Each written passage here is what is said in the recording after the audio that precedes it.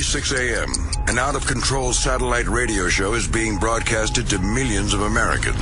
At the controls, Greg Hughes, a father. I am amazed it lasted this long. Anthony Cumia, an alcoholic. Holy mother of God. And Jim Norton, a comedian. There's no positives out of this thing, except for everybody's blood. The three men make up the Opie and Anthony Show, a popular radio program known for its cringe style of entertainment and having very few limits. Oh, my God. Okay, no, this is getting really intense now. It starts funny and then gets very uncomfortable. In the past, they have been accused of multiple FCC violations and have even gotten their show suspended from satellite radio. You couldn't have picked a fucking more self-destructive show. Yeah, crazier the better, yeah. 2019? I'm 19. Delicious. You made Springer uncomfortable. Do you know how hard that is to do? Thank God this show's on radio. Everything you are about to hear is real. Real people, real excitement. Hey, let's go fucking have a good time. What the fuck? Get ready to experience the thrill of a lifetime. This is the Opie and Anthony Show. Funny.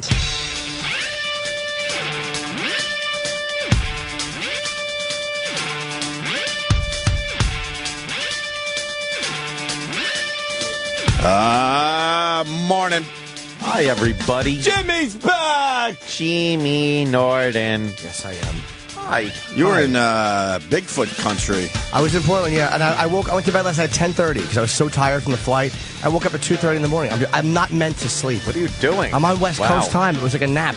Oh, are you refreshed? No. No. I kept lying in bed thinking, I can't breathe. Okay. You're suffocating. It was a horrendous. Oh, God. Right back to normal. Okay. Thank you to Portland. Very small crowds. Not a draw in Portland, but man, were they fucking hot. Oh, good. Oh, really? Literally, it's like the helium was so good. It's like I would film something in that fucking room. They really appreciated the comedy, huh? Wow. Unbelievable. The crowds that were there were amazing. Very good. cool. So How's Kid Chris, our old pal? he's great, man. It was good to see him. He was well. He actually texted me on my old phone I happen to have with me, and he's like, "Hey, man, I'd love to see you in Portland." I didn't even know he was out there, but he's doing great, and it's like one of the few terrestrial shows that's like a small company owns it, and you can still have a good time so on you it. could have some fun It was with fucking that. fun, man. Yeah, it was like doing his show 8 years ago or 10 years ago in Sacramento when I used to do it. wow. It felt the same. Very good. So yeah, he's doing good. I'm He says hello. glad he landed on his feet, and he's doing well. Yeah. What about the Bigfoot thing? Is it all over the place out there? I I've didn't never hear been one to mention Portland. of it. I didn't know that it was fucking. I thought it was like Chicago or like weather-wise. But they had like an inch of snow, and they're like, "Oh, weather permitting, we'll get out there." Like, what are you doing, you faggots? Just fucking take a toothbrush and there's nothing on the ground. Yeah, what else do you have to do but clean up your stupid snow? They don't get snow out there. They don't get cold weather. It's like they get it down to like 40. Portland doesn't get snow. No, I thought that they would have been like they're like, no, You would think they would get something. nothing. Very But cool. they were nice people, and Cincinnati was lovely, you know. Oh, fuck, that's... Yeah. We haven't seen you since Dude, Cincinnati? I've been gone, and because of the day off, and because there's no fucking afternoon flights anymore out to anywhere. You have to fly out the night before the morning of. Yeah. Right. I was in L.A. and then I went to Portland. So you were in L.A., Cincinnati, and Portland. Yeah. And Guess then- what? We were here the whole fucking time. Yeah. It was great. I missed it though. I like being gone for a day or two, but I really missed this. I don't like being away. I fucking missed the gig, man. I really do. Like I would hate to not have this gig. And you start getting edgy. Like, Itchy. Gotta get back. back on there. Gotta get a mic in front of me. You're Gotta not get back. talking. You're talking with your friends, but you're not coming on here no matter what you want. Like today, we'll talk about the Oscars or whatever. Yeah. Who else am I going to talk about? It's my girlfriend who talks too loud at 3 in the morning. Oh, what was Nothing. she doing? She just talks loud. She doesn't mean to. Why was she up at Loud 3, talker. too? I get up and she get up at 4:30 and whatever. And she's dropping N-bombs. It's like, we have to live here. What are you doing? Jesus Christ. That's hysterical. It's literally, it's like she's like Edward Norton with tits. It's like, what are you doing? Who's she dropping N-bombs at? Whoever. Anybody who fits that mold. Right. Didn't matter what reason. I understand. Like, do you understand he was chairman of the Joint Chiefs at one point? Just loud. But she's not being angry. She just talks loud. That's really funny, man. Oh, God. Just wandering around. Fantastic. And they're talking about Lady Gaga and the fucking the song that's obviously the Madonna ripoff, and she's just loud about it. And she's like, and and she just starts fucking. I'm like, all right, I got it. It's fucking 5 o'clock. You're screaming. Fucking maniac. I got it. Yeah. We're not even mad at her. She's not yelling at me. She's just Right. talking. She talks loud, huh? She fucking and then just stares at you, waiting for a response.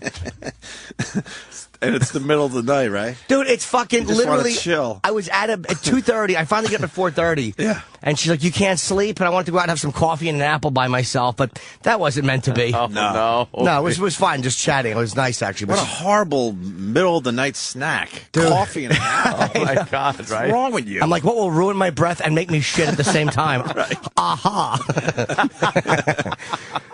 Fuck. Dude, I was so annoyed. I couldn't. There's nothing worse than not being able to go back to sleep. Cause I went for heart tests. I was fucking.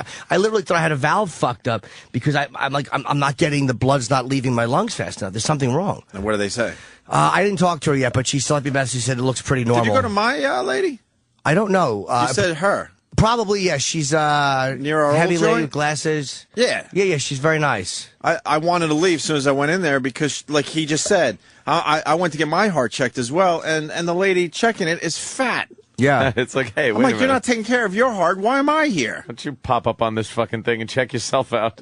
It has to be this. She's It is the same person. Okay, That she's ghoul of really an nice. assistant she has. Yeah, what's he about? He's like, okay, lie back, lie on your side. He sounds like every awful lawyer who does a commercial for himself. Have you been injured? Did your heart stop? Call the lady I work for because she did it. He's a fucking ghoul, and he gives you nothing. And what did he put on those? What do they call those things? Those suction things? The electrode thing. Yeah. Oh, yeah. But he puts them on really like carefully, and there's like a little more to it than He might have than handled you want. differently. Oh, really? Yeah, I have a boy. lot of side fat. You don't. I was like a fucking 4 in that room. You were probably 8.5 to him. And he's Sometimes like- they just all go like, chikung, chikung, chikung, Yeah. chikung, No, chikung, he was carefully putting them on my Place body, them on- and, yeah. and then he's like, "Oh wait, I have to redo this one. And he's Take redoing them. I'm like, pictures of the time we put on the electrode. but she's fat. I'm like, God. Did you do the I did the I did the whole thing. cardiogram or like echogram, I think it's called, where you lay there. Yeah. And they do a sonogram. So I'm like, how's it look? He's like, the doctor will explain everything. I'm like, thank you, but you're here. Don't you know what you're doing? Yeah, No, man. you know what the good and bad looks like? The tech people enjoy you panicking. 'cause- I don't think they're allowed to really tell you. Well, yeah, you're right. You're 100% Yeah. right. But most of them are cool enough to go, I'm not allowed to, but they give you the look like, don't worry about it, you're cool. But some of these people go, oh, the doctor will let you know. And then you just start thinking crazy things. He's like, you think, well, he would have said something if I was all right. So obviously something is drastically wrong, and I'm going to find out any moment now. I like when there's like anything where they go like, Yeah, go like, yeah. and then They and then do they're that like, on and then purpose. they go like, what? They go, no, I got a loose cable here. Yeah. And it's like, no, you fuck, you don't go. Yeah. You go, there's a loose cable here. I think they love the power trip. Yeah. They're in a position where they know you're panicking, Yes. and they really get into it. Did you get the? Because I have a leaky valve, but she said it's pretty normal. It's nothing serious. But I got the the little backup action? a teeny bit. Yeah. Yeah, that's more common than you realize. I think I got a little of that, too. Yeah, she said it was okay. It was nothing, but they wanted to make sure there was nothing. And I haven't gone into detail, but they give you they shoot you with radiation for the, and then you do a distress test, which I did very well on. But then they give you a card because you have to go through airport security when you go. And they're like, in case you set off a machine. Oh. You have to show them this fucking flimsy card that nobody would believe. Oh, really? That What does it happened look to like? me. A dumb library card? Exactly, or something? that somebody has written and circled something. Yeah. Call us. Who Yeah. are you? Great. Yeah, that fucking happened to me when I was going through customs. I forgot where I was going to something, but I just had like one of those Thailand? barium stress tests. It was Thailand, I remember. Poor little lad's mouth was radioactive. his little hiney. Oh, you're making my feeling hurt. Wherever that was from. Yeah, so yeah, that happened, and the customs guy went. He goes, I walked up and something started beeping, and he picks it up and reset it. He goes, "Have you had a barium stress test recently?" I was like, "Oh yeah," and then I'm looking like, how the fuck did they get that info? Yeah, that's crazy. Like, what has he got written down on that sheet? Yeah. And he's like, "Yeah, it's setting off the radiation thing." It's like, oh, that's healthy. That's you don't want to know you're great. ever I'm radioactive. Well, they right. told me don't hold any babies for like 24 hours. Like, don't be around small babies. Oh, Uncle Paul. They did. Shouldn't you have told him that That's a law.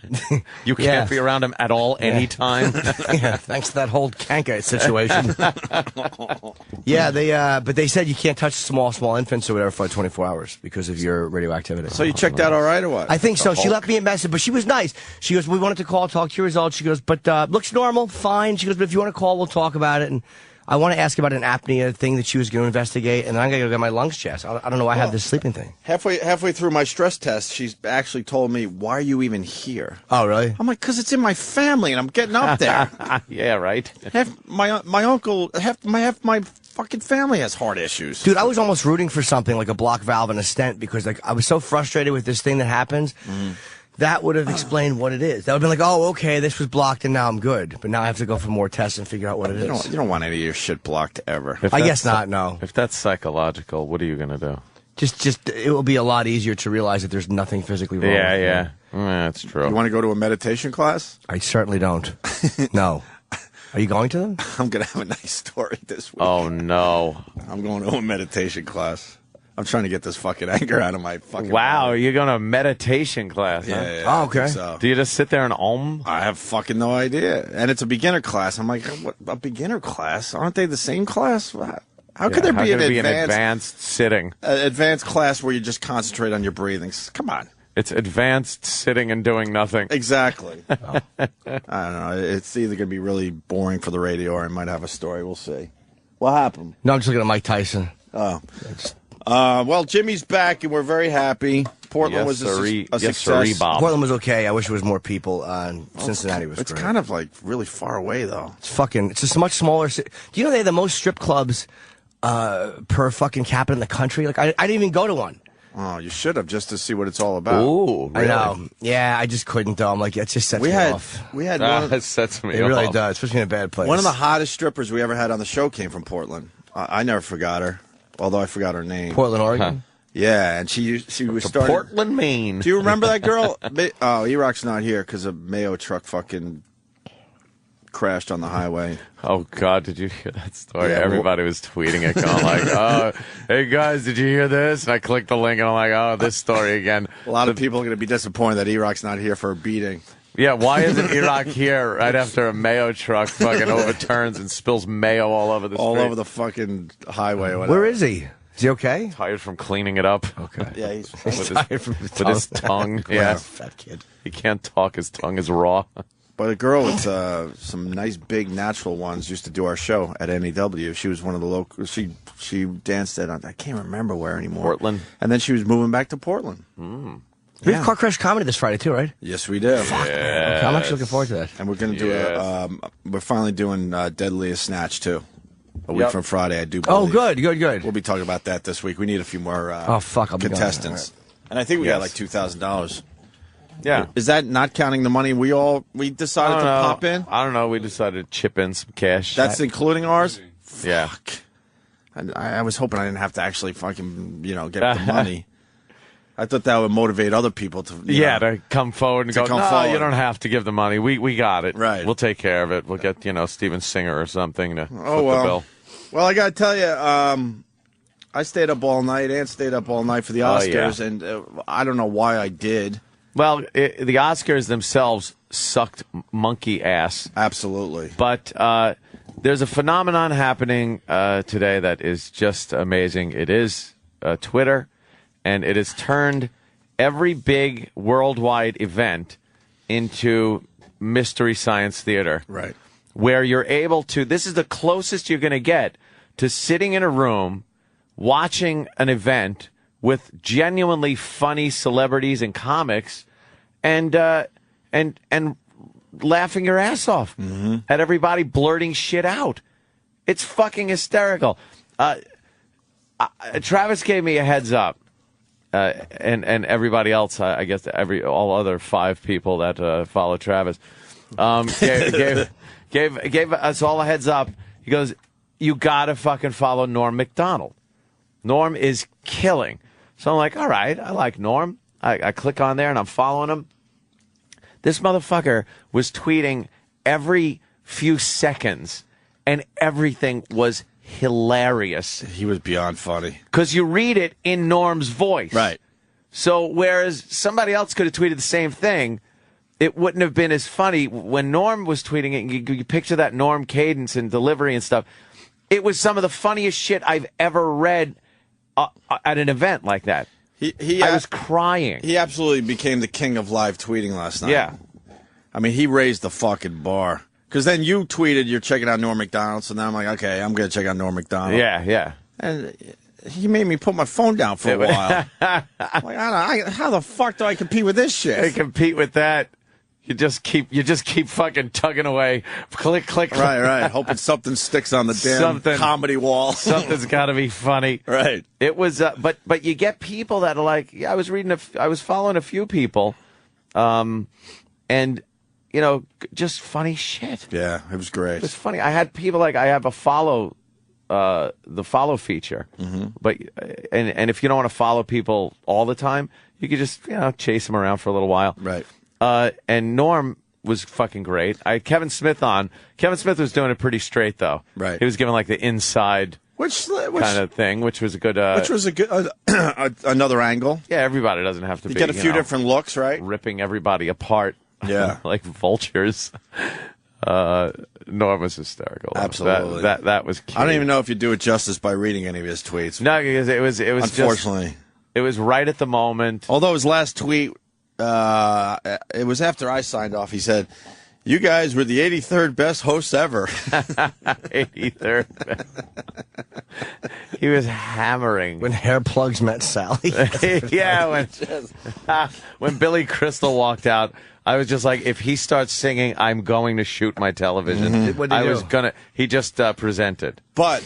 In a weird way, a lot of people were so happy to see Billy Crystal on that stage. Sure. No joke, because Anne Hathaway and James Franco sucked a bag of dick. How could they not be terrible? They were horrendous. It was so utterly bad, and I felt bad for Anne Hathaway. She was, like, trying her best. She was standing on her head. Right. She was trying her best to get something going. Yeah. James Franco, to me, in my humble opinion, looked fucking stoned out of his gourd. I believe he was on something. It looked like he was on something. His eyes were constantly shut. When he did barely open them, they were glassy as hell. But where do you get high? Not all eyes are on you because you're the host of the show and you're doing interviews in the red carpet. Where the fuck do you go? Well, there are pills. There's a lot of or downtime. Maybe they threw a pill in them. There's a lot of downtime. You go to the bathroom. You fucking whatever you need to do. I think he was scared.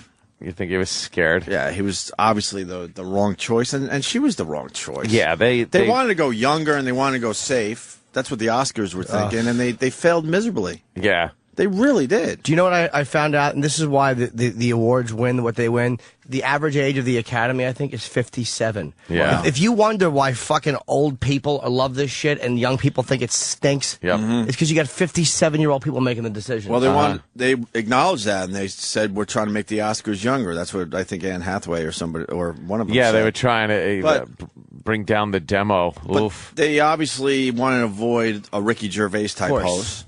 These two. There was only one joke about the celebrities themselves, and it was a Charlie Sheen joke. Of course. Look out. Which is the easiest joke to make in that position. It's so safe at this point, right? Who's going to be offended? Charlie Sheen's not even going to be offended by someone making fun of him. No. You knew they'd be terrible. They should have had him come out and do like a cameo. Yeah. There was a moment in the Open where they did some Inception thing with Alec Baldwin. Yeah. And I thought, how great would the spin be where they were never going to be the host? Oh, and then all of a sudden Alec Baldwin goes, no, that was a dream. You're not hosting the fucking Oscars. And then he walks out. And he hosts. That would have been, well, that would be just too crazy for Hollywood, though, right? No one would have been able to keep that secret. But everybody would be talking about how, wow, they pulled a fast one on everyone. And it was actually Alec Baldwin the whole time that was hosting. James Franco couldn't read off the teleprompter. He couldn't fucking... I don't think he can act either. It's like, how is he up for an Oscar? They're all terrible on the teleprompter. That's how hard that is to do. These guys, I mean, actors have a hard time doing that stuff. Yeah. And then we should come back and call each other again. You fucking idiot. Have you ever done this before professionally? And then they awkwardly look at each other and go like, and now the nominees. It's like, there's our little joke. Yeah. It bombed. Yeah. And now get to the business at hand. you have opinions about who the winners and stuff? I certainly do.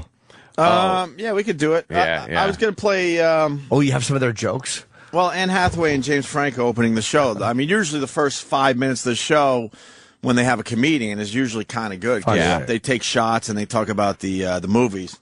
This was just horrendously bad. Oh my gosh, you're all real. Wow. This is actually happening. Okay. Hello, and welcome to the 83rd Annual Academy Awards. Cheap applause. Yes, Jimmy. They stink already. Yeah. I've already. never heard anybody stink before the clapping stopped. Holy mackerel. That was an intro to a junior high school talent show. That sounded like someone walked out onto a stage at a school and said, "Welcome to our talent show." Yes. And they handled it like such. And like you said, I mean, if you hang out on Twitter a little bit, you see all the people that could possibly be hosting this thing. Yeah.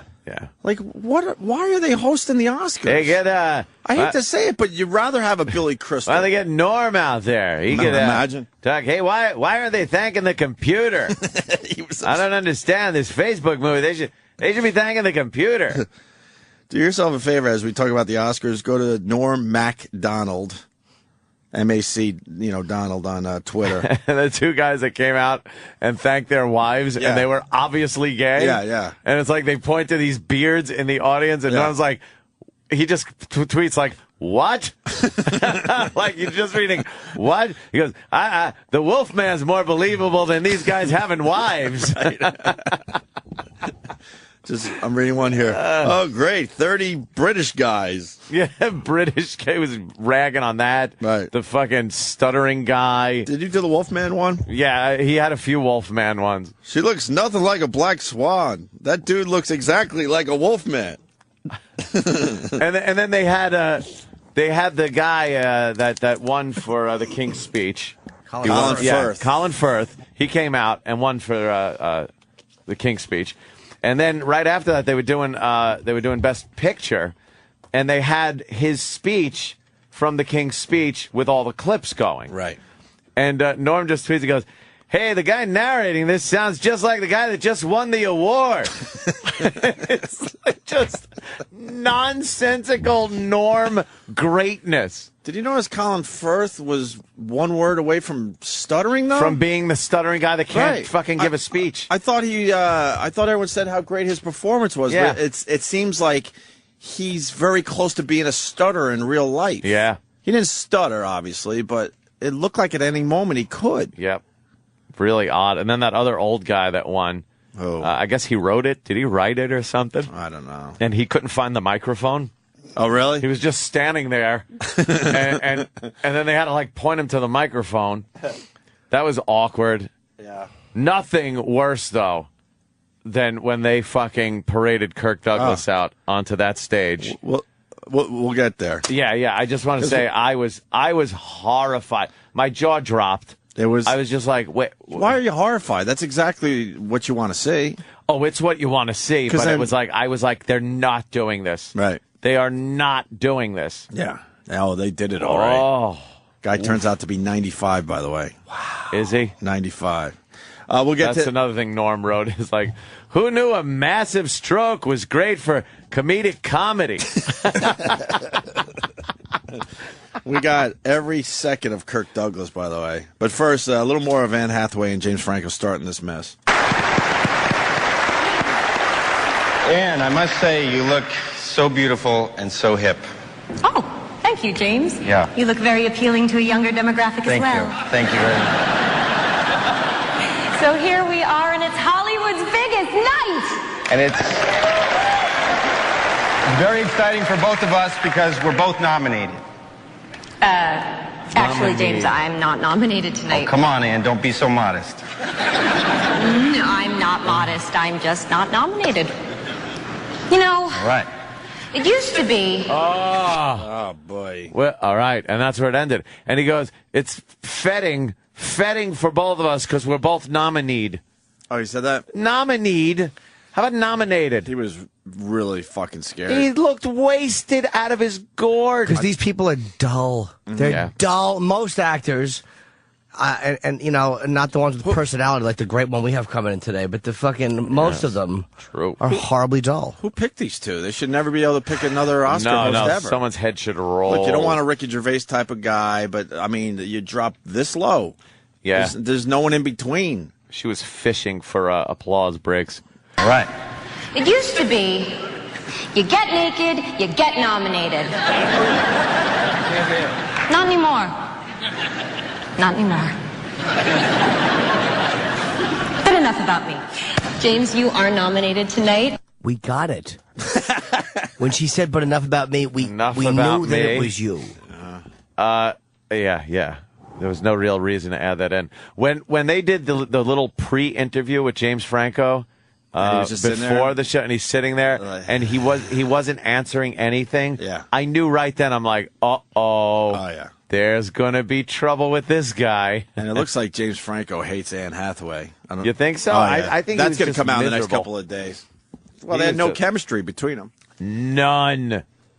They probably Are nominated tonight. Sorry, Jim. No. I was just saying they probably didn't hang out or talk. They probably did the rehearsals and had like a little meal together. But literally, when I hosted, again, not to make it about me, when I hosted with Jenna the Porn Awards, we met and we had a meeting together. And then I think I didn't see her until rehearsal. Like we went good, but there was no hanging out. There was no And it was like the same with the other person I hosted. It's like you should probably hang out a little bit so you get a cadence with each other. That was a mistake I made. Or at least find two people that know each other very well. Right. Yeah, something. They were just they're just two fucking separate entities put together. It was absolutely terrible. You are nominated tonight for Best Actor. Your first nomination. Tell us, are you nervous? No. Come on, you must want to win a little bit. I mean, I don't know. I mean, what do you get if you win? You get an Oscar. Yeah, but do I, like, get money with it, or? No, you get prestige. For the rest of your life, everyone will refer to you as Academy Award winner James Franco. What do you mean, everyone? Like even my mom? That'd be weird if my mom called me Academy Award winner James Franco. I've known her a long time. He said Academy. He's slurring. These bombing idiots. Oh, God. That's like me at the cellar working on material. Oh, shit. They're fucking horrible. They are really. They were incredibly bad. We would have all taken a Billy Crystal song at this point, right? Oh, slow down. Him singing about all the nominees. It's terrific when he does that. Oh, we're here at the Oscars. Doing his black guy impression. When he walked out on that stage, I was like, no. I thought it was going to be like a I'm here for the Oscars. Oh, I hate Billy Crystal. Do you? Yes. I don't find him entertaining. Is he too swanky? He had a humorous anecdote about Bob Hope. Yeah, and then the Oscars decide to do a little something with Bob Hope to show how great an Oscar host could be. Yeah. That was smart. So they had a podium set up, right? And then there was this like kind of screen that you couldn't see. It was like a hologram. A hologram of Bob Hope comes on. Kind of creepy. Wow. And he starts, that's what I said. I didn't know Bob Hope was a Sith Lord. Yeah. Because he looked like he was beaming in a message. And he's killing. Dead Bob Hope was killing. How many times did he? Because I know Billy hosted it 8 times. 18. He hosted 18 of them? 18 times. Yep. Oh, Bob my Hope. God. Yeah. See, that's smart, though. Back in You the get old comfortable Hollywood with the guy. days. And then he intros the next two presenters. Who was doing the Bob Hope impression, or did they splice some shit? Oh, no, that sounded awful. It did, right? Yeah. Wow, I didn't know. Jude Law. Yeah. It wasn't Bob Hope. They should have had him host the whole fucking thing then. Yeah. A hologram Bob Hope was way better than James Franco and Anne Hathaway. Oh, definitely. I'd watch it. I've known her a long time. Is your mom here tonight? I think, yeah, she's somewhere. My mom's here too. Hi, Mom. Hi. My mom, everybody. You look so beautiful, Mom. Oh, thank you, honey. Annie, honey. Yeah? Stand up straight. Mr. Steven Spielberg's here, honey. Really, Mom? In front of a billion people? You're gonna do that? I'm sorry. Okay, thank you. I take the note, Mommy. Take the mom. Please sit down. My grandma's here, too. How am I doing, Grandma?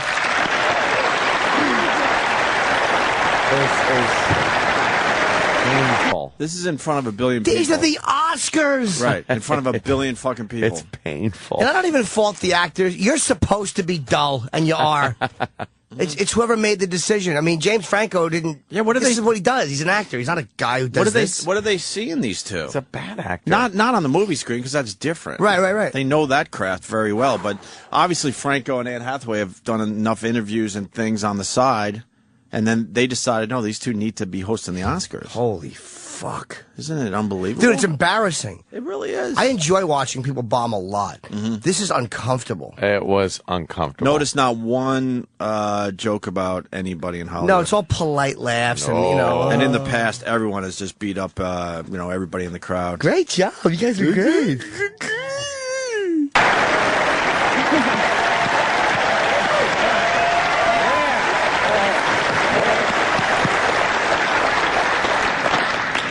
I just saw Marky Mark. No, Grandma. That's actually Mark Wahlberg, Academy Award nominee. Yes, and we loved his film, The Fighter. All right, it's been such a great year for big studio pictures, tiny independent films. And it's been a great year for lesbians. That's right. Not just in general, but in movies. The kids are all right. Lesbians. Black Swan. Dancing lesbians. Toy Story 3. Where's the dad? Tonight we will honor the great films and talents of the past year and also occasionally look back at some of the best movies in Oscar history. Let's begin with one of the most enduring and beloved films of the last century, a classic from 1939 that remains a classic today. That's it. That's all we're going to play for this. Heinous. It only got worse. It's... And then at one point he comes out in a dress. Yeah, what? I guess they figured, They were look, so desperate. we got nothing else Can you for please put you. this dress on? Just put a dress on and walk out and get a laugh. Please. Because they're not, you know what it is? They're not like I'm just looking at a clip of Walter, I'm not listening to it, looking at him introducing on YouTube, like Lucille Ball and Bob Hope. But Mathau was an old fucking school guy. He wasn't some, they're just horrendous. And like people that could just be funny. You know, maybe ad-lib a little bit. It was painful. There were just painful moments after moments. And some great moments, because after the break, we got to clear the field so we have some time for Kirk Douglas. Kirk Douglas. All I can say is, wow.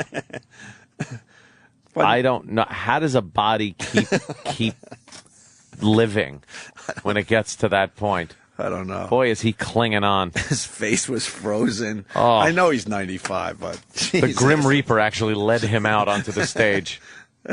Horror show. He looked like a Muppet. My brother just texted me real quick. He goes, the Crypt Keeper.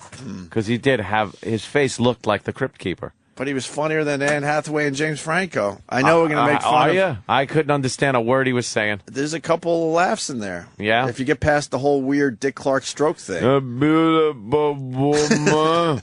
And Anne Hathaway's like, oh, be still my heart. She's like, oh, boy, you know, when like, yeah, we'll go out. Yeah, right. Sure. You smell like piss, sir. Yes, terrific work in the past. You're basking in your own urine at this point. I'm not letting you eat my pussy. I don't care who you are. I don't care how good your son is in movies. You don't like that fake we'll go out crap? It's like, yeah. Like the old guy and the young girl, and it's like, well, you know, the only place I like seeing that is at my house. Wouldn't it have been great if she just gave him an honest response? Yeah.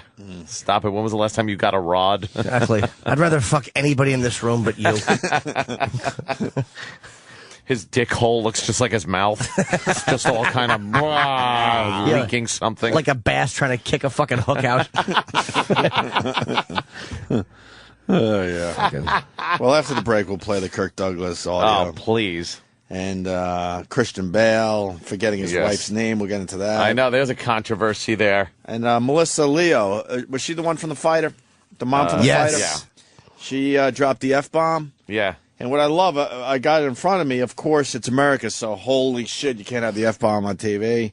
We got the British version of the Oscars where they're like, fuck. They just let it fly? Yes, of course, because they're not uptight over there. Yeah. They know that saying fuck on TV is not going to stop the world. Well, the show itself is British.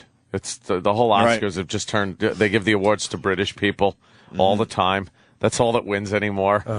No black people this year. Really? Where? No black people up for awards. Oh. Yeah. Were there any movies that were... I couldn't think of any one that I thought should have been. Literally. We all knew Mushmouth would get it.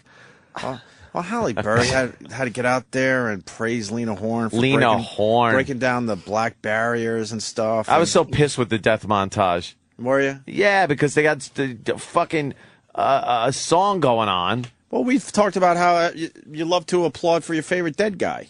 Yeah. And there was you noticed there was no applause. No applause. That's what got me pissed. They must have told that whole audience, please, whatever you do not applaud the dead people. Because it's like... that used to be my favorite part. You see who's the greatest dead person of the year. Yeah. Who they really would have... who's more important than the other dead guy. Like a fucking, a lighting tech. Right. A smattering. He'll get a smattering. But Dennis Hopper would have gotten fucking woo! Yeah, I saw your tweet. Yeah, that's what I thought. He should have got the biggest applause. And then they got Celine Dion singing that Smile song. Celine Dion singing. Which is the most depressing song ever. It's like it's already depressing in a way because they're going for that moment, and then they have her. It's like, okay, what? If we all cry, will you stop this nonsense? Smile, though your heart is breaking. And then Norm tweets, should we really be smiling? And then he also tweeted, these people are dead, but she's alive. Talking about Celine Dion. Yeah. It was great. And then Lena Horne was the special dead person. Lena Horne. She didn't make the montage because the montage was over. Then Halle Berry comes out to praise Lena Horne for breaking down the barriers. Yeah. And Halle Berry's half white, first of all, and Jewish. Yep. And Lena Horne is barely black, too. When they played that black and white footage of Lena Horne, she was genuinely pale. Right. She was white. She broke down the barrier for people that are sort of black. Right. That's what I tweeted. She didn't break down the door for black people. She broke down the door for people that are sort of black. Not like Sidney Poitier. You don't got a ton of precious broads out there because Lena Horne broke down the barrier, right? Yep. You got the ones that are comfortable for white people to look at. Yeah. That's a fact, though. Right? Oh, hell yeah. I'm just looking at the, it says, was host James Franco awkward, nervous, or just stoned? That is the story everyone's running with on I wouldn't the go blogs awkward. Yeah, they should go scared, though. Scared? Was he scared? He absolutely was scared. He was a little petrified. He was petrified, and maybe he took a little something to try to relax the nerves. Those writers, by the way, they should find who wrote their stuff, and they literally should have their writing hands put through a buzzsaw. That fucking weak, corny shit. Hi, Mom, sit down, Grandma. The writers were shot by the network firing squad. Yeah. Were there even any writers? You have to wonder. Yeah, did they just bail? Of course there were, but, I mean, really? Who wants to put their name behind those jokes?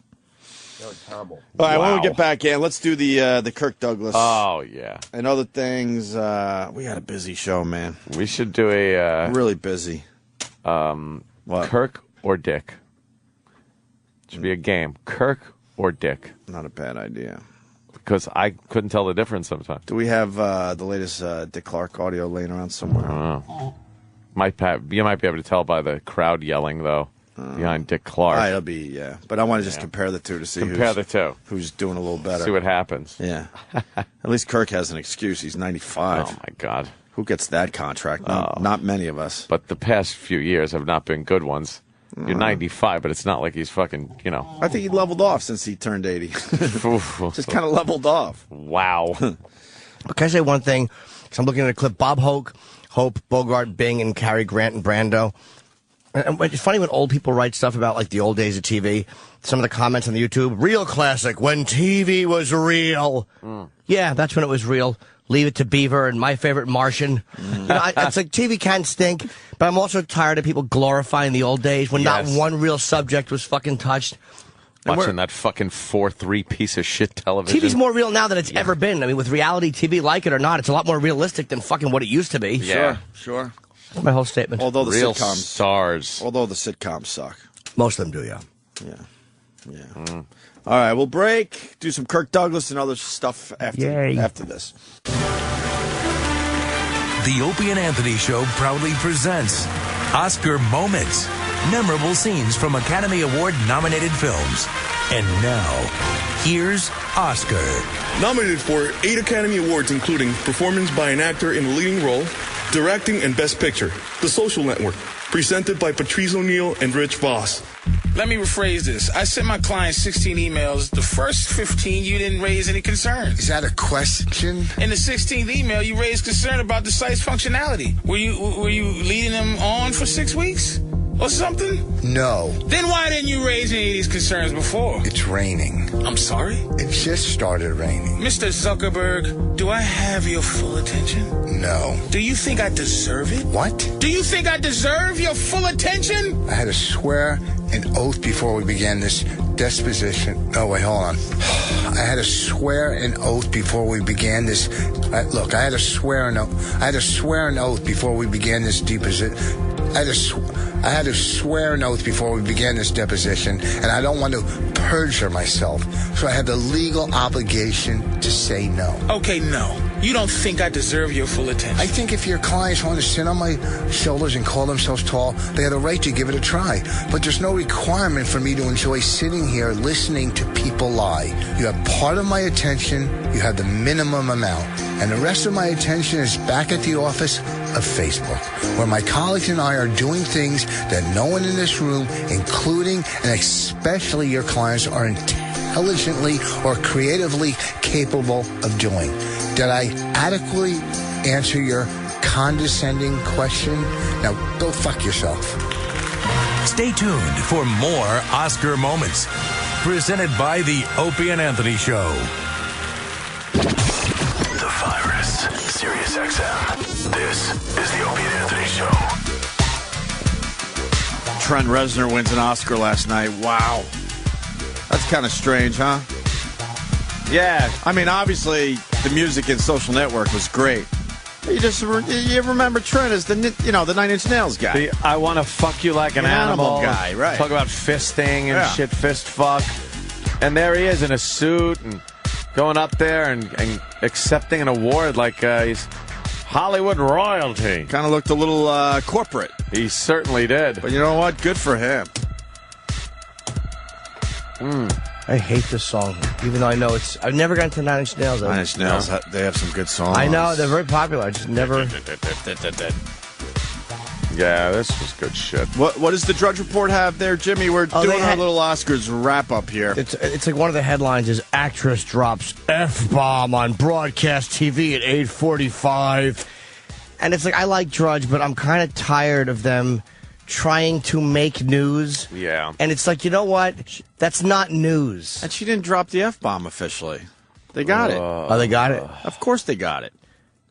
At 8:45, like... They got it. All you heard was like a little shock after the beep.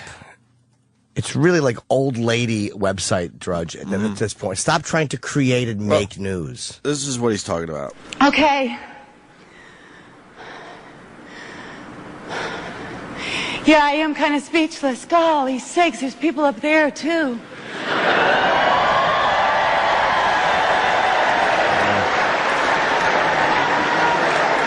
When I watched Kate 2 years ago, it looked so...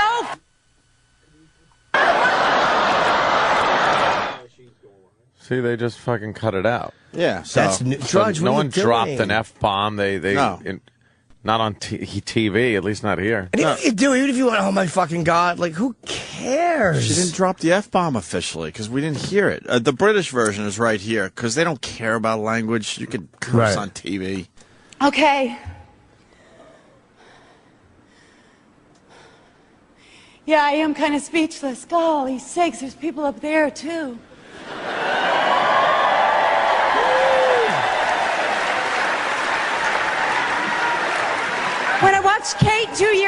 looked so fucking easy. Oops. See? It's not going to hurt anybody. If that would, oh my God. 8:45. I'm really fucking offended now. Is this live right now? Or taped or whatever? For 8 years that I could like take a few shots back. I didn't know you were Get going back to the Oscars take your little ball and go Charlie home Sheen. and punish everybody in the process. But it's Sheen's character that has come into question time and time Smokes again. wherever he wants. The one thing Oh, yeah. I'm finding about you is that you seem really nice. You seem like you love your children. Yeah, man, I'm the nicest guy you want to meet. But then you hear about this violent side. Yeah, it's obvious. This When you is drink, are these women making this up? yeah, or is this right, really happening? exactly. Tell I know us, what you mean. what really happened in that house in Aspen? What really happened in that hotel room in New York City? Can't do that right here because that means I have to expose people, and regardless of what tomfoolery or skullduggery they rolled in with, I can't do that. I don't roll Skullduggery. people. Were you not a violent? rat. No, it's not. So why did they say you were violent? I don't know because it was making stuff up instead of the source. They're gonna, and everybody takes their word over mine. Do you have a violent side at all? Today, when it's needed to protect my family, absolutely. And it's unlike anything you'll ever see. Are there any drugs in this house? To my best knowledge, no. No drugs in the house right now? Not that I know about. If I know about them, I'll find them and throw them away. It's not a big deal. Ooh, drugs in the house. What about the people who supply you with drugs? Are they out of your life? Again, I cannot speak about things that are sort of, Discriminating? That's really nobody's business. I think you know the answer to that, Are you willing to take a drug test? Sure, you got a cup. I mean, I got nothing to hide. And there are some reports this morning that Charlie Sheen could be suing for more than $300 million. The fucking... It's unwatchable. They had Sheen interview exclusive in front of his face during the entire interview. Yeah. While he's talking, you could see from his nose up. Yeah. These lazy motherfuckers in television. Laugh with people off the set, which I presume to be...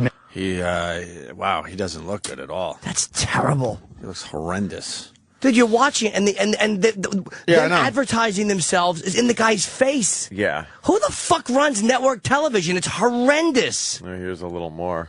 This is their family. It may be unconventional, but it seems to work for them. He calls them the goddesses? The goddesses, he calls them his wedge.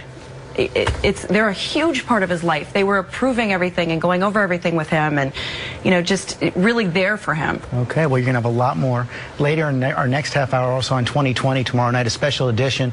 And in that next half hour... Whatever. Obviously, you got the exclusive. I mean... You're not going to find Charlie on any other channel today, so you don't need the big exclusive thing over his face. I think there is a problem, though, with exclusivity. Like, NBC's got it, and ABC's got it. They gave it. He gave interviews to everyone but CBS. Except CBS. Said, fuck you, CBS. Yeah. Yeah, that situation's just... I don't know. Is he sober? He might be sober, He looks crazy. Some people say maybe he is sober and he's just out of his mind because he is sober. He looks Because crazy. it's been a while. Looks a little manic. Yeah. Right? He does. A little He's manic. all over the place. He looks really thin. Yeah. He sounds bad. He sounds like he's smoking, obviously, so it's...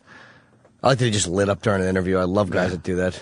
Yeah, because you basically can't smoke anywhere anymore. I think that was his house, probably. He probably invited him to his house. Yeah. Okay, yeah. He's smoking his own goddamn house. Pretty much blew the smoke right in her face. They didn't give a fuck. They don't care. We'll have more Charlie Sheen audio from the big 2020 interview, I guess. I guess that's the 2020 interview. They're just playing a clip or two. Yeah. I don't know. All right, and Kirk Douglas at the Oscars. This was the highlight. Well, they brought him out relatively early in the Oscars. I guess he, had to go to bed or something. Or the Had to go bathroom. to fucking take a dirt nap. And he, when he came out, I was like, no. Was he in some big, in case of bomb, break glass? Like the hosts were sucking. So it's like, all right, bring out the corpse. Let him walk out. He had a little cane. Yeah. When they said Kirk Douglas, I was like, no. And he actually gave out an award, and then he didn't know when to leave the stage. Oh, they were trying to lead him away from the podium. He didn't want to leave. At one point, it looked like he thought it was... look at him. At one point, it looked like he thought it was his own birthday party or something. Yeah. They were all there for him or something. And then the poor dumb nominees are sitting there waiting for him to open the envelope and say something, and he just kept going, "Oh, wait a minute, hold on," and then he keeps talking, and they're just like, "Announce this fucking thing already!" Exactly. Oh, it looks terrible. The clips they're showing just look terrible. Of what? They did a little Oscars. montage of some of the silly things James Franco and Anne Hathaway were doing. Oh, just awful. How god awful. Charming. They were charming. They were terrific. Some of the awards annoyed me too. Who they gave them to? Yeah. Fucking King's Speech. I think Firth was great. Editing. Best Picture. Did you see? Oh, sure. Yeah. Best Picture. Come on. We got it. You beat the odds. Cunt, you were the king. Oscar loves when you beat the odds, though. Fucking. Of course that movie was going to win. I thought Inception was weird, but that should have got Best Screenplay over. How the fuck did The King's Speech get Best Original Screenplay? That annoyed me so much. It was just a story of a guy who couldn't say his PH words or whatever the fuck it was, and then he talks. Mumbles McGillicuddy. Exactly. And it wasn't important in history because we never really heard of this guy until this year. I mean, sure, some of you historians out there, but the average schmoes, we didn't know this guy. It wasn't important enough for us to know about him. Oh, well done film, but come on, Best Director, stop it. There weren't a lot of great films this year, though, when it comes down to it. Black Swan was really weird. It was good. I thought Natalie Portman deserved it. She was fucking fantastic. She was a shoo-in, as they say. Yeah, that was great. They knew she was going to win. She was truly nuts in that fucking movie, man. All shot with close-up. Aronofsky shot that so weird. Yeah. It was like, it almost wanted you to feel crazy and claustrophobic because every shot was in close-up. Yeah, that's a style, to make you feel very uncomfortable. Yeah. And Mila Kunis. Oh, she was great. Hot. Yeah. Danny, hot. Mila Kunis, hot. She's really hot, but she has like negative ass. Like Oh, it goes, no. It goes Oh, really? in. Yeah, it's she really awful. doesn't It's have an fucking ass terrible. at all. I used to be into her until I saw that. None ass. That took you out of it? Oh, completely. I know you're an ass man. Completely. You like the ass. I'm a big fan of that Winter's Bone chick now. The Yeah. blonde in the red dress. I got to tell you, that Scarlett Johansson Still up there? still right up there. She had the hair like she just got out of bed. Yeah, she had some messy hair. She messed it up for the Oscars. Yeah, she had some messy hair. She had that nice dress that you could kind of see through. Hey, if you had sex with Hilary Swank, would you be considered gay at this point? Yeah. You would, right? Yeah, that's okay. I just want to get that out there. Definitely. Because we were all looking at her and going, what the fuck, man? But she has great traps. I wonder what exercise she's doing. I could use some better traps. What the fuck is that? That is no ass. That's her no ass. Oh, that's terrible. Mila Kunis and her no ass. And you no could ass tell, and a small ass. Small and flat. You could tell there's nothing there. Like her back goes that's straight weird. into her ass, her lower back. And her fucking shorts are just hanging there. Yeah. Right. They're like boxer shorts that are hanging. They don't know what to do. There's nothing to cling to. Fill up this area right there. Yeah, she's got to fill that up, right? She should take a dump in her pants to fill up that bottom area that's missing. It would look better. She looked like she was going to have a boob pop out at any moment last night, though. She was wearing those nippy guards. Yeah. Those flowery that things was that nice. chicks stick on their nips. She's pretty hot, though, Danny. Come on. Oh, of course. I'm not saying like I wouldn't fucking hit it. Her but, face I mean, is ridiculous. It would always bother me that she didn't have an looks ass. Yeah. Like if me now was with Mila, like and Mila Kunis was still Mila Kunis, I would still be like, what she's going on. Is that her sort of showing boob? Second row down? Second picture? Yeah. Let me see Well, that. But no, she's Oh, not no. great. Yeah, it was deceiving. That's She was. I mean, look, I Flesh-colored bra. saw her in person when they did that Family Guy at Carnegie, and she was smoking hot. Yeah. Smoking. Was she good in Black hotter- Swan? I don't even know. I didn't see. I didn't see Black Swan. She was sexy as fucking hell in Black Swan. Mila Really? Kunis was very sexy in that Really? movie. She was great, too. All right, we're stalling. Here's Kirk Douglas from last night. God. Thank you. Thank you very much. And I want to thank James. Thank you. He looks much better out of the cave. And I want to thank Miss Hathaway. I thank you. Hathaway? Who wants to thank Miss Hathaway? Well, Aim Funko and Miss Adderley. They look much better in the cave. What was he saying? I don't know if it was a Batman joke. No, he looks much better out of the cave because he was in that right. 27 hours. Right. All right. Yeah, okay. So that was where that came from. All right. Well, he's killing with those jokes. I thank you. She's gorgeous. Wow. Where were you when I was making pictures? Pictures. She was 20 years away from being born. Making pictures. What would you have done with her anyway? Yeah, really. Fucked her mouth in the trailer. Look at her and drop dead. Where were you when I was making pictures? Frankenstein. Why do they have to cart him out? I know. Can't they just mail him an award and say thanks? He didn't even get an award. He didn't get an award. He was What out did there he just do? presenting. He presented something. Like any schlub. Yeah. He took someone's spot. Oh. Let's go to transgender. I have something to confess. Oh, I just shit I myself. love telling this woman, and I'm crazy about beautiful woman.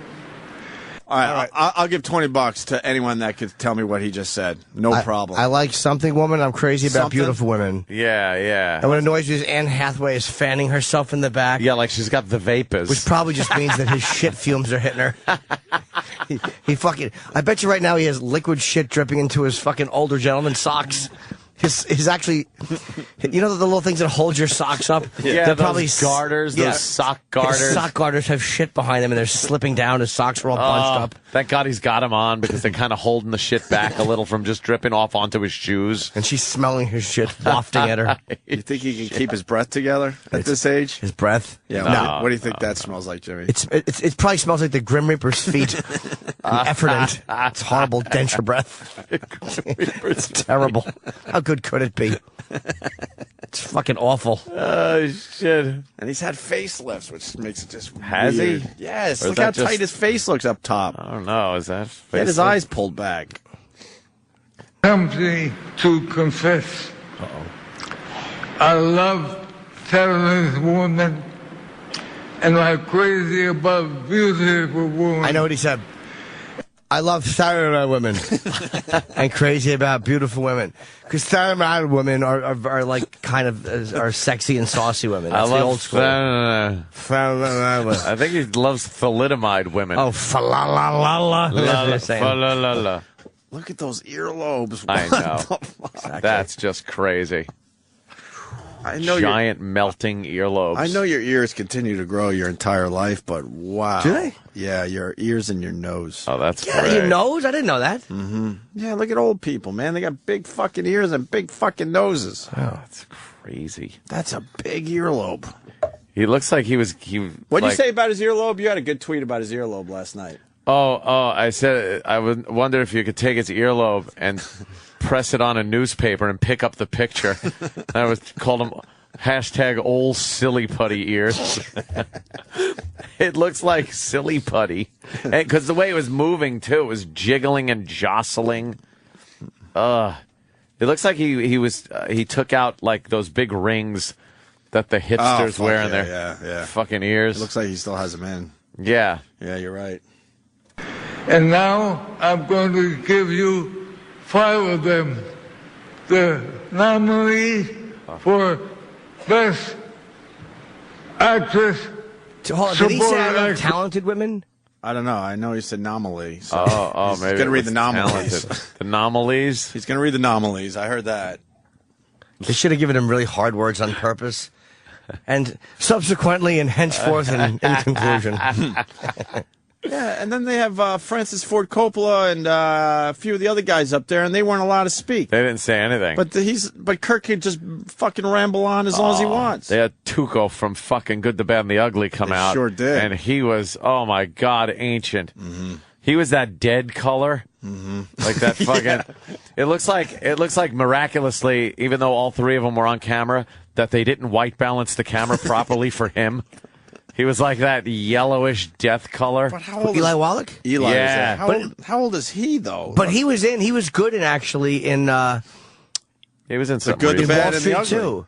No, the Wall Yes, Street 2. Wall Street 2. He was in that. Wall Street. He was the 2. old guy who was. I still haven't seen that movie. It's actually better than I thought it would be. It wasn't an award winner, but it was okay. Yeah, and he was great in that. He played one of the the head finance guys, or whatever. Seriously, he was good. He looked like he didn't know where he was last night. 19. Holy shit! I think we're going with 1915.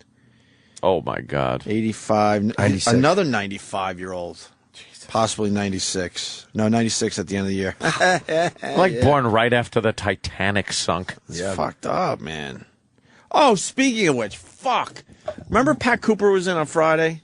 A little side thing, really fast. And remember he was talking about how when he was 14, he was banging a 50-year-old? Yeah. And it's one of his regrets because he told his friends in the neighborhood and she had to move? Yeah. Someone after the show, and I wish we fucking thought about this while Pat was in here. We were talking to a guy that banged a woman that was born in the 1800s. Someone did the math after the show, and his tweet blew me away. I'm like, holy shit. Because he was 14 and he's 82, right? Right. So that's 68 years ago, and she was 50 at the time. All right, so what year were we talking? Well, I think he said on the show that it was in the 40s. Yeah. She was born in the 80s, 90s. Yeah, she was like 1880 something, 1890 something. 18 anything So is fucking we were old. listening to a guy talk about how he's banging a broad that was definitely born in the late 1800s. Fuck. That's kind of weird, right? Yeah. Fuck yeah. Pussy smelled like slavery. Mint juleps and sad people. But maybe his math doesn't add up because he said in the 40s, but he's 82. Well, I don't know. I'll do the math during the break and make sure it's accurate. More Kirk Douglas. The nominee for Best Actress, Supporting Actress Award. Right here they are. Amy Adams. Hey, when the Oscars does this and they bring out a Kirk Douglas, what emotion are we supposed to feel? I feel just bummed out. Like, what are they going for? Yeah, it's a drag. Because can't they just like bring him out and let the place, give him a standing ovation and then, and then he walks his ass backstage or something? Oh God! Like, what are they going for there? I don't know. He started talking to the audience, and it just was. Oh God! I think I missed it though because I have a pounding erection, and I don't think that's what they were going for. From the minute he sauntered out there, I've had a fist in my underpants. It's like pointing at. He was pointing at Hugh Jackman, and what was he saying? It was like, you're not laughing, but he's laughing. And it was just sad. No one's laughing because we can't understand you. You know what, Danny? Pop up Kirk Douglas from an old movie that he was in. Why? And let's compare. Why are you doing this? Because. Why? Because I want to see what fucking Father Time does to people. We all know what Father Time does. Let's hear him talking like Kirk Douglas did. I see what you mean. Yeah. Get like a movie clip. Well, when did half of his face take a vacation? Never returned. Half his face just packed up bags in the middle of the night and left. His face retired. Yeah, half his face just went to the fucking Bahamas. Damn. Half his face is playing golf full time. This is Kirk Douglas. It's Harry James. What are we going to play? Hey, I don't know. How about Get Happy? Okay, but I ain't. You started smoking. Let's see what happens. Well, your answer won't be far off. It's a terrible movie. Oh, doesn't it? And now they're just going to Who play the music. fuck would watch this? 5 white guys in suits. What was it? Playing Moe's. jazz. Didn't he play Gladiator or something? Oh, yeah. What was his big role? Wasn't he in Spartacus? Spartacus, right? Okay. Yeah, I think it was in Spartacus. With Tony Curtis. With Tony Curtis in Spartacus. Weren't they bathing together? No, it was very gay. Very homoerotic. Get that scene so we can all get turned on. Spartacus. Here's Kirk Douglas. Huh? You want them bathing? Oh, yeah, we bathing. so want the bathing scene. Where's the bathing scene? If you find the bathing scene. We could just talk about bathing together. Tony Curtis. Well, Tony Curtis. Now the only time he bathes is when an orderly decides it's time. Dunks him. Some old black orderly fucking puts his old man head under the water and dunks him. Yo, half a face. All right, you were terrible last night at the Oscars. You ruined them, motherfucker. Punch to the spine. Fred Tuck in Indianapolis did the math. Pat Cooper, born 1929. The chick would be 36 at the time of Pat Cooper's 14th. birth. Oh, okay. So she would have been born in 1893. 1893. So he was talking about a girl he banged, woman, that was born in 1893. That is fucking weird. Yeah. That is really strange. Her asshole smelled like Lincoln's top hat. Fucking wooden dentures. First time she ever got splinters was when Washington ate her asshole. Why? I'm back for an hour. It's already there. Why not? I know, but why can't I just grow up, because change? It's It's good shit. Asshole eating splinter jokes. Boo. All right, here's Kirk doing some material before announcing the winner. You know, now is the moment that we are all waiting for. And he dies? Yeah. Hugh Jackman is laughing. I don't know why everybody in Australia thinks I'm funny. Colin Firth I know is why not everyone in laughing. Australia thinks he's funny, because half his face went down under. It's just mean. You couldn't wait, though. Would that be great if Hugh Jackman said, "No, I'm just laughing because no one understands what you're saying." Yeah, you old fuck. Yeah, you said nominees. It's nominees. Nominees. How about this? If you can't say nominees, you don't present an award. They should have tested him with fucking backstage, and every time he got it wrong, they step on his foot really hard. Hit him with a cattle prod. Yeah, right in his old knees. His knees have fucking turkey neck.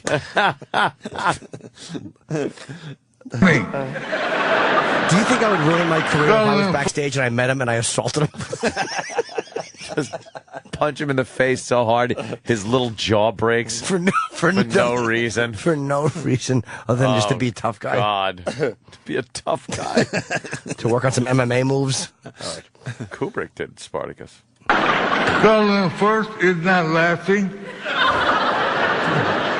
He's British.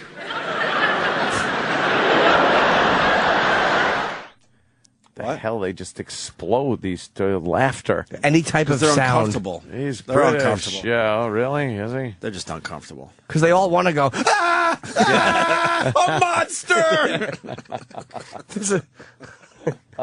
It lives!" It was horribly uncomfortable to watch. God bless him. Yeah. He didn't make it that long, but when did he have the stroke? Did someone say? I don't. It's got to be at least 10 years at this point. Dude, okay. It has to be, right? 8 to 10, I would say. 8 to 10 years ago? Yeah. This is the moment, if I get this, you know. He kept delaying. Huh? He kept delaying. Yeah, he was getting big Like, laughs what for was that. going though. on? He knew what he was doing there. Yeah. Yeah, absolutely. He knew everyone was anxious, and he said, "Fuck that! I'm gonna have a little fun with this moment." Sorry, Jim. No, I was actually going to say something that probably would have got me in trouble. So it's better. Can you whisper it? It's got an N word in it. Oh, right. You're still laughing. Colin Firth is laughing. You know, I will never forget this moment. Do you think it would have gotten a big laugh if somebody walked out in a Grim Reaper outfit and just beckoned to him? It would have gotten a 0 from the audience with a big sickle. He slowly comes out from the wing and then just beckons him with that one finger going, "Come on."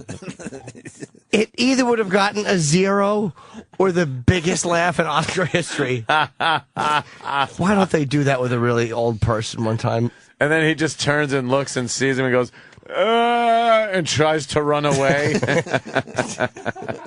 All right, how long are they going to make this sketch, Andy? Them doing tricks? And then the Grim Reaper pushes him into a hole? I just like that he's very scared of him. Oh, poor. 3 times and I lost every time. But now we have a winner. And the Oscar for supporting actress goes to Melissa Leo, the Spider. The spider? Marissa. Oh, the spider. Yeah, I thought he said spider, and I thought spider. I thought he said Marissa Theo. I don't know what he said. Her name's Melissa Leo, but I guess they figured it out. They had to figure it out themselves. But it was a Christmas card to him. That's what you want. That's how you want to get your Oscar, your big moment. Yeah, that's what I was thinking. Like she'll forever have to, play it for her family and go, yeah, this is my moment when I got the Oscar. The spider. It's like, what the fuck? The verbal equivalent of fucking marbles just falling out of his mouth.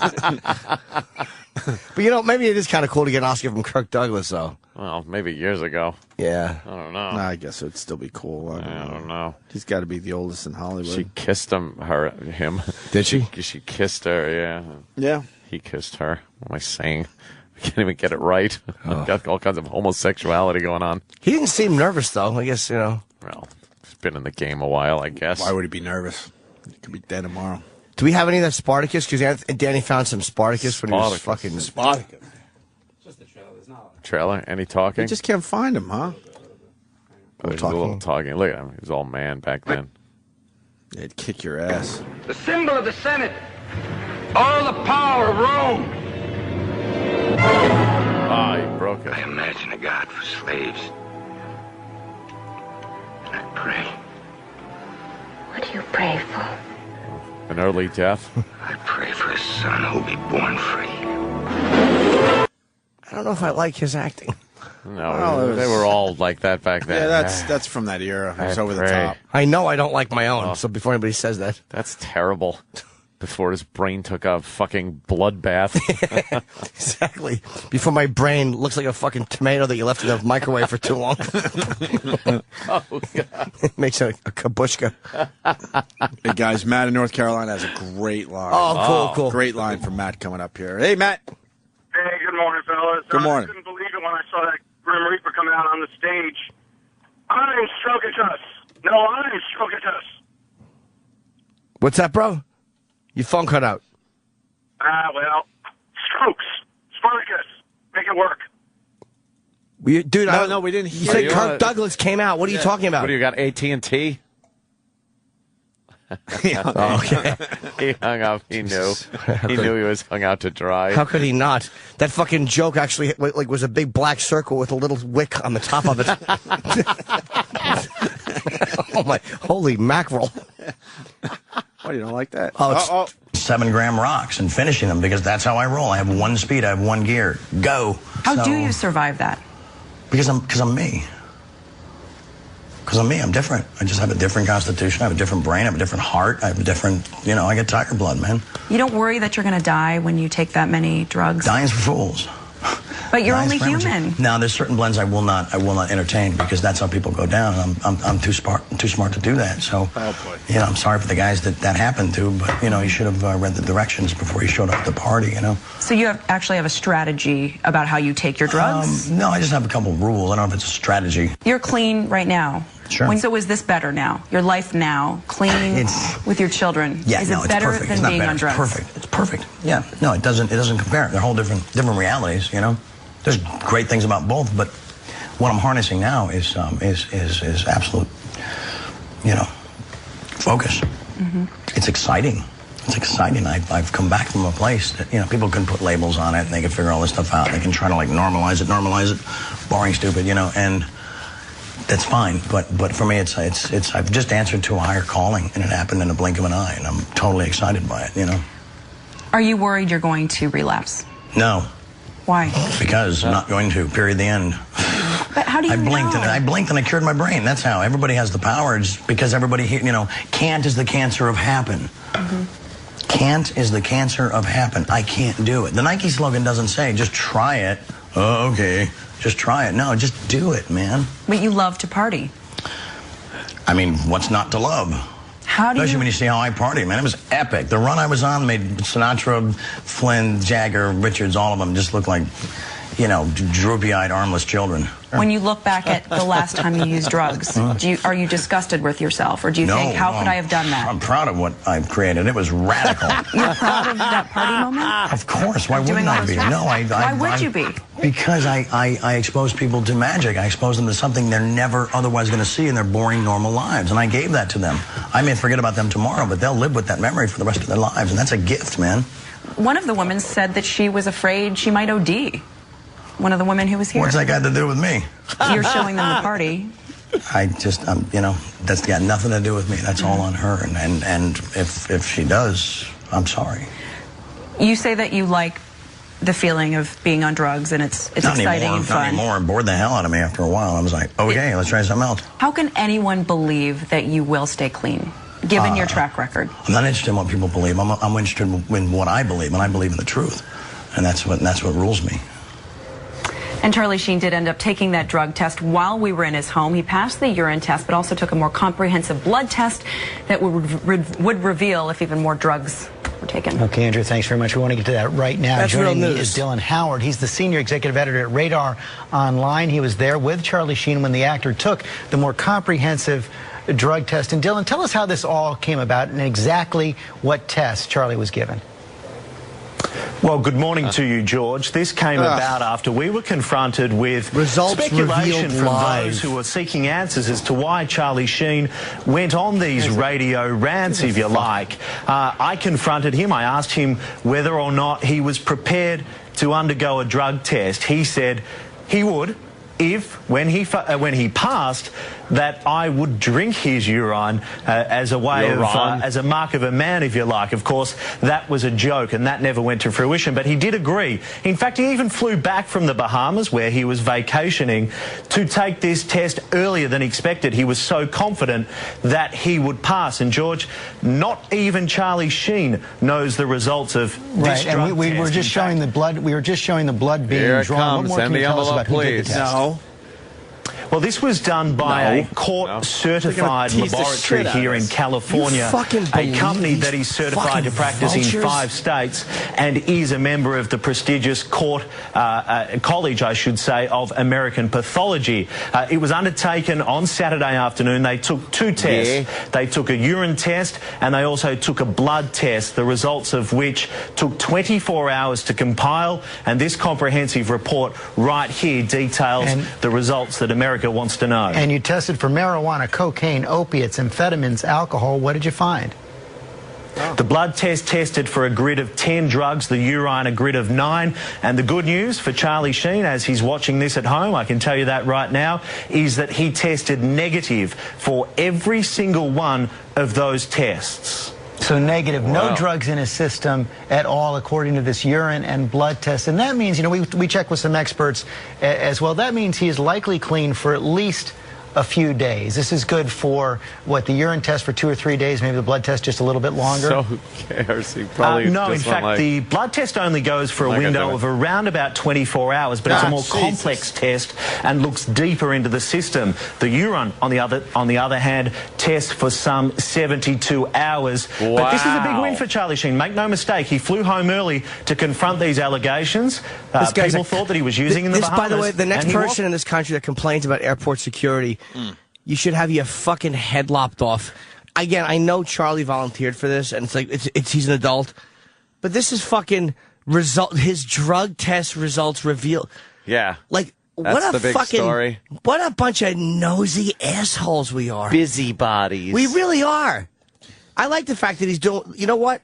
Do what the fuck you want to do, brother. He's an adult. If he wants to get high, I think he's kind of dumb, but fuck it, do it. That's pretty much where he's at. His whole thing is like, I don't care. Look at me, rock star, living the life. It's hard to argue that he had a great time. He's not asking for help. A lot of fucking fun. That's what he says.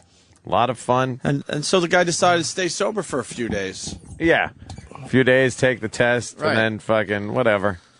Just to kind of shove it in some people's faces that he hates right now. I like the way he talked to that twat reporter, too. Yeah. With their fucking, she can't believe somebody likes it attitude. Nah, Yeah. I had fun. Enjoying it. Good. Yeah. You know what? If you're not going to stop, then at least fucking be unapologetic, because it is his life, and he is an adult, and it's like, you know what? I think he seems like he's full of shit completely. But go ahead, man. Do what you do. He really does seem like he's just going to fall off the wagon. And he just sounds like a deluded guy. End. Like a fucking really delusional guy. He sounds like crazy. I don't remember him being this, like, crazy. Yeah, he's manic. Maybe, man. That might be it. He's well, like you said, he had a great run. But just the fact that they're showing a guy who's just off drugs, like, it's such fucking nosy voice. We love watching the wheels come off. Yep. And we're hoping the wheels come completely off. And that's great. Enjoy it, but then just don't feel like a fucking McCarthyism is taking over when they want to look at the Etch-a-Sketch outline of your cock at the airport. Don't wonder why the whole country, and don't wonder why why some guy whose roommate is blowing people, puts it online, and then the roommate tragically kills himself. How did this happen? Just don't be shocked by it. Everybody's a busybody. Yeah, we're all nosy. I guarantee there are people that, like, I want my privacy protected. I don't need that. And they're the first ones yapping about this at the water cooler, the proverbial water cooler. Not a real one. It's great. Figuratively speaking. Yes. It's great TV to listen to him ramble. Fuck yeah. I enjoy him. He comes up with some good stuff, some good quotes. He's an entertaining guy. He's coming up with a T-shirt a day at this point. T-shirt a day. Right? I'm an F-18, bro. Yeah. There was a couple new ones in there weren't bad. Yep. He is good. Might as well play this into break, talking about Charlie Sheen. When we get back, we'll wrap up our Oscar observations, I guess. Oscars. And then move on to other shit. Yeah. Because there was a lot that happened over the weekend. But first this. Every year, thousands of people die of cocaine use. We call those people losers. Actor Charlie Sheen knows all about the positive effects cocaine can have on your life. The only thing I'm addicted to right now is winning, and just winning every second. Cocaine can put you in touch with your emotions. My motto now is you either love or you hate, and you must do so violently. I don't live in the middle anymore. That's where you get slaughtered. That's where you get embarrassed in front of the prom queen. Think you need AA? Nah. Cocaine will make you sharp enough to fix it yourself. Debate me on AA right now. I have a disease? Bullshit. I cured it with my brain, with my mind. I'm cured. I'm done. There it is. Cocaine will improve your spelling tenfold. S-H-I-T. You may even meet your soulmate. I'm going to hang out with these two smoking hotties and fly privately around the world. It might be lonely up here, but I sure like the view. So try cocaine today. Hey, Thomas Jefferson did it. Well, I'm not Thomas Jefferson. He was a pussy. Thanks, Charlie. Pure and complete gnarlyisms. Losers winning. Bye-bye. The Opie and Anthony Show proudly presents Oscar Moments. Memorable scenes from Academy Award-nominated films. And now, here's Oscar. Nominated for 10 Academy Awards, including Performance by an Actor in a Leading Role, Performance by an Actress in a Supporting Role, and Best Picture, True Grit.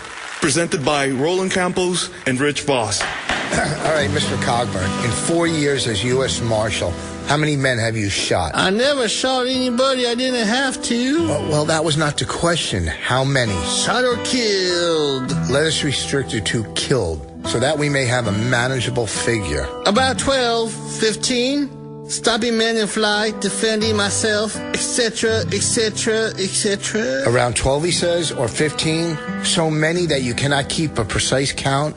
I've examined the records and can supply the accurate figure. Well, I believe them two war tones make it 23. And how many members of this one family, the Wharton family, have you killed? Immediate or? Did you also shoot Dub Wharton, brother, and Cleet Wharton, half-brother? Oh, Cleet was selling ardent spirits to the Cherokees. He come at me with a king bolt. A king bolt? Now you are armed and he advanced upon you with nothing more than a king bolt from a wagon tongue? I seen men badly torn up with things no bigger than a king bolt. I defended myself. Return to the other encounter with Aaron Wharton and his two remaining sons. You sprang from cover with revolver in hand. I did. Loaded and cocked? Well, if it ain't loaded and cocked, it don't shoot. And like his son, Aaron Wharton advanced against an armed man? Well, he was armed. He had the axe raised. Now, I believe you testified that you backed away from Aaron Wharton. Which direction were you going? I always go backwards when I'm backing up. Stay tuned for more Oscar moments. Presented by the Opie and Anthony Show. Sirius XM. Follow the Opie and Anthony Show on Facebook. Facebook.com/Opie and Anthony. This is the Opie and Anthony Show. Yeah, 28 years ago today, War was released by U2. Thank you for that, Travis. This album was pretty successful, right? I like The War. Yeah, as successful as their Spider-Man Broadway play? Pretty much. Another delay, by the way. Yeah, I think the 6th delay of that show opening. They're retooling the script, everything. Everything from people fucking almost dying because they're trying to make people fly to the script sucking ass. What's the latest delay about? Punching up the script. Again? Yeah, they got to rewrite like a bunch of shit because I thought it just sucks. I thought someone else got hurt or something. It's one of those things where it's just like so. It would be so difficult logistically to pull off this guy flying around every night. Yeah, just doesn't work that. I want to see it though. Well, everybody wants it. Like what initial opening is going to be. Yeah, I want to huge see this damn thing because everyone. You're going to want to see a disaster, right? You want to see the Spider-Man guy just plummet. Honestly, if they figure it out, it would be pretty damn cool to go see. Yes. I don't think they'll figure it out. I don't know if they're going to figure it out, though. I think so either. I'm reading headlines, news headlines, and it's driving me nuts how dishonest the mainstream media is. Yeah. NBC New York. Kirk Douglas puts on the charm for Anne Hathaway. Really? Why can't they be honest and say it was really uncomfortable and awkward for everybody? Is charm a new type of diaper? He was trying to be nice. Kirk Douglas puts on satin pillow for Anne Hathaway. He's old. Acknowledge he's old. Acknowledge he's a Hollywood legend and all that, but it was uncomfortable. Yeah. There was no real charm going on. So uncomfortable. Oh, the best and worst dressed at the Oscars. That just came in. Good. Lost Duke Schneider over the weekend, huh? What was he, Dodgers? Brooklyn Dodgers, one of those Brooklyn guys. Dodgers. 84 years old. You know, he still holds the home run record for the Dodgers. Which Dodgers? I think overall, all Dodgers? All the Dodgers. Yeah, I didn't know that. Yeah. I just heard that on the news this morning. So now you sound like an expert. So I just hear shit on the news, and I'm like, yeah, I'll just repeat that. I'll do one. Fucking Knicks beat the Heat last night. No one was watching that game. A couple of people were tweeting it. It's like, what are you doing? But they get out of the game. They finally got me though. Fucking Twitter. I'm trying to concentrate on the Oscars and try to come up with something funny. And all of a sudden they're like, dude, the game's getting really good, and I'm like getting itchy, and I'm finally saying, fuck it. I'm going over. And I watched like the last couple of minutes. But it's weird. The Knicks beat the Heat, but they lost to the Cavaliers. The last two games they played the Cavaliers and lost. Worst team in basketball, obviously, without LeBron. So then they go and play the team that LeBron moved to and beat them. So much that doesn't luck. make sense. So much luck involved. I'm starting to think you're right, Ant. Just in sports in general. That's why I'm bringing it up. Luck factor. My Miami Heat, some would argue, best team in the NBA. Yeah. Not necessarily the best record. And then you got the Cavaliers. So they lose to the Cavaliers, but beat the one of the better teams. Yeah. All within 2 days. 2-3 days. Doesn't make any sense. Nah. One more Oscar observation, then we'll move on. Christian Bale. Why was he putting on that weird accent? He's from England, dude. Oh, literal Jim. Welcome back. But I mean, I'm just saying, guy sounds like he's from a whole bunch of places. Chip, he really does. I know. Why did Chip have to come back? I was here early. I liked Jimmy. I was here at 5:45. Roland made me wait. We got Michael Madsen coming in today. Let's not forget. Perfect day for him because he'll beat up Hollywood for everybody. I know that much. We love Michael Madsen. I've never met him. You never met him? I've never been here when he's been in. No, kind of intimidating. Another one of those intimidating guys, but funny as all hell, cool. Man. Yeah, I think really he's cool. Terrific. So Christian Bale, a lot of people noticed that he probably forgot his wife's name. Oh. Yeah, that's what people are saying. And then he kind of made it look like he was choked up. Well, then he tried to cover it up with a tear, like he was getting emotional as he was trying to say her name. But it was obvious he forgot or didn't want to say her name. Yeah, because he said like my wife, and I want to thank my wife. He pointed I want to thank my wife, and then ready to say her name, and then he was like, "Grr." Yeah. Another great Norm tweet was, you forgot your wife's name, but you remember Boomer? You remembered Boomer? Because he's thanking all these people on his crew and he's staff. rattling them off, like, too. Oh, I want to thank everybody, Boomer. You remember Boomer. But your wife's name, you seem to have forgotten your wife's name. And why aren't you thanking the computer? Thank the computer. That was made by a computer. Computer. He was obsessed with the computer. Where's the Wolfman? Right. He did a good job. He looked like a Wolfman. It was so fucking funny. All I want to do is listen to you read Norm Macdonald Norm's tweets are the best. From last night. Yeah. Might not make as much sense now, but definitely worth checking out sometime today if you're one of those Twitter people. He was just, he's the king of live tweeting right now.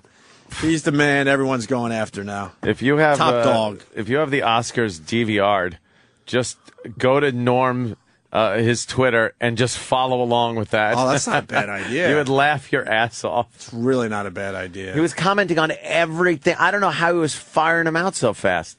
On every little thing that was happening. He was just nailing it. Yeah, I just went to his Twitter again, so.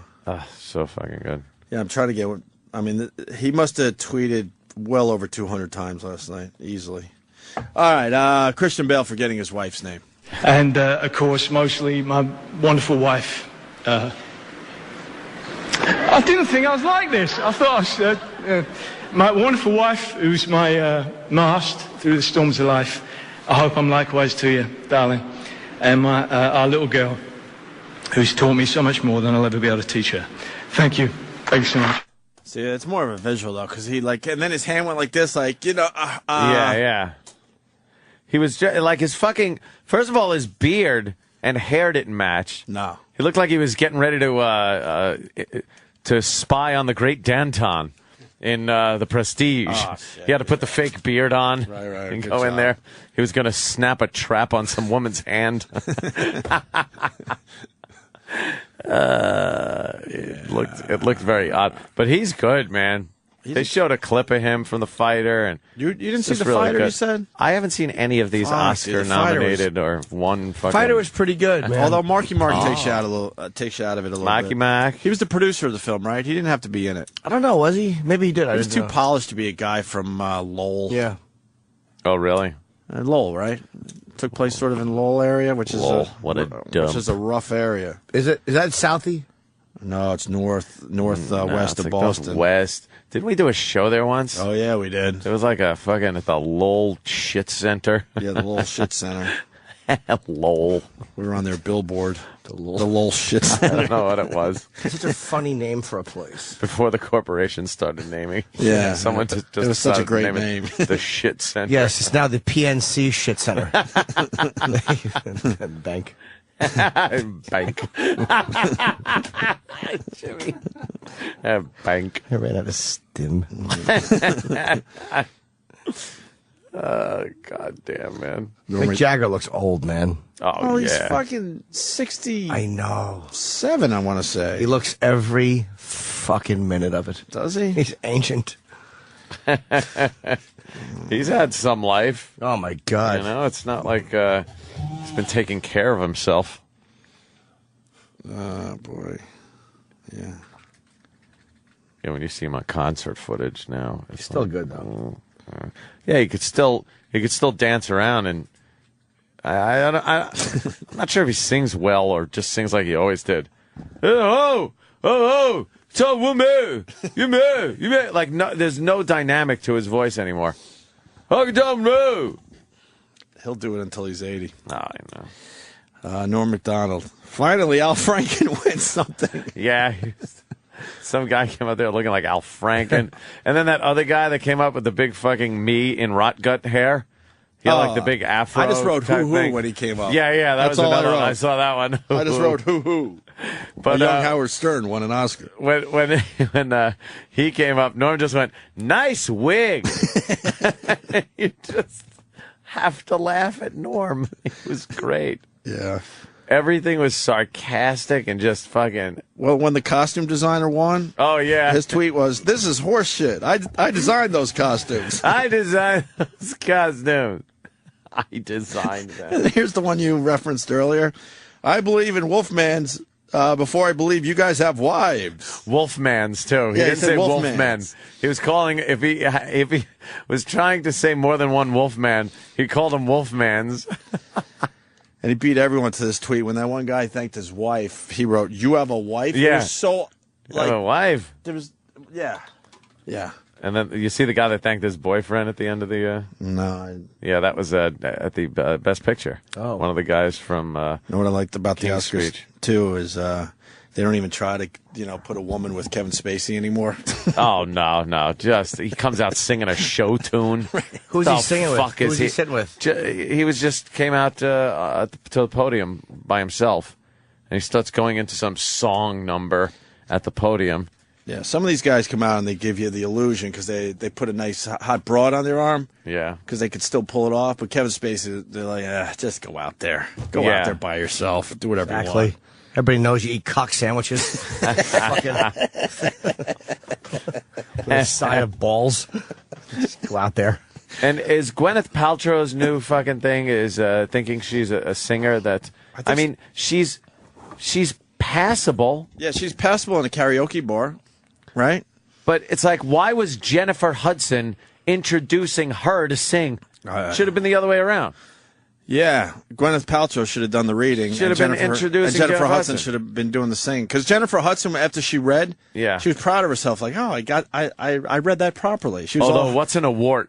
Well, yeah, but she got through it, is what I'm getting at. You win this, and we'll give out the award. It's like, oh, could you call it an award? I'm past the Jennifer Hudson thing. Remember last week I was saying how hot she was? Worst tits ever. I said they're like looking pancake flattish. They were. When they push up that cleavage and you see it's a little loosey-goosey, that is the biggest fucking turnoff. In my humble opinion, if I may pull a Jimmy the Greek for a moment, I have not seen many African-American women with nice tits.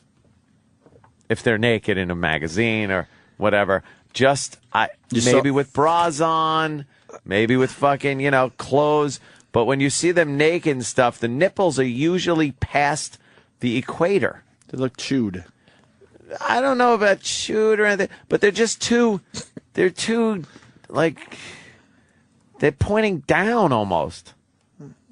You think, oh my God, I almost did a Jimmy the Greek. I can't even say what I was about to say. Well. No. I was this could start an argument, but you're talking about black women with tits. Yeah. How about Oprah's? They were very, very prevalent last night. They were fucking huge. She fucking came out. And she didn't.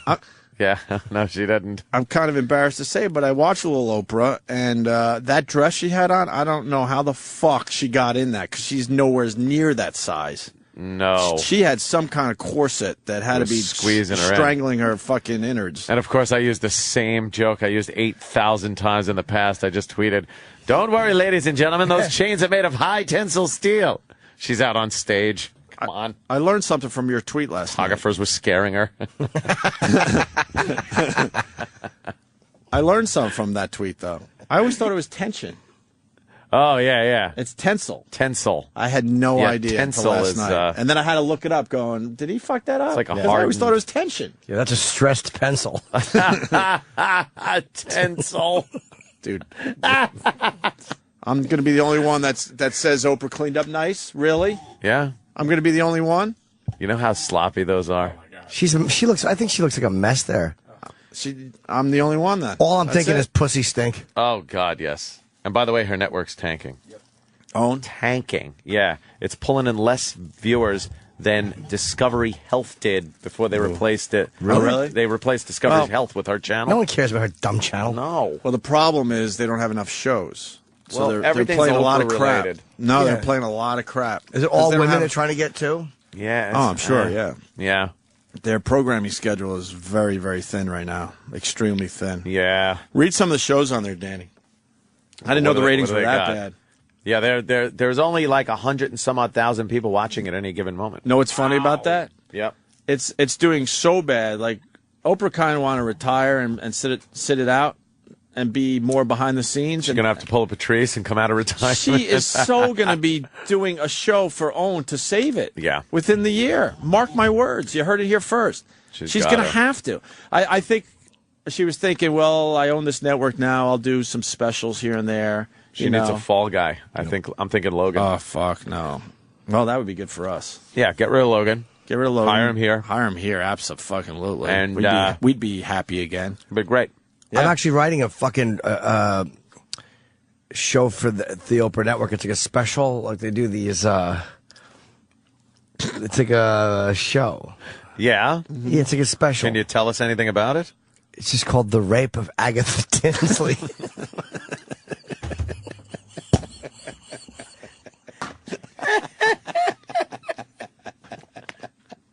Agatha Tinsley. It's a story about an older woman who's raped and bludgeoned in her home by her non-white neighbors. Agatha was very friendly. She gave out cookies to all the kids. And she gave out cookies to the wrong young men. Oh, fuck.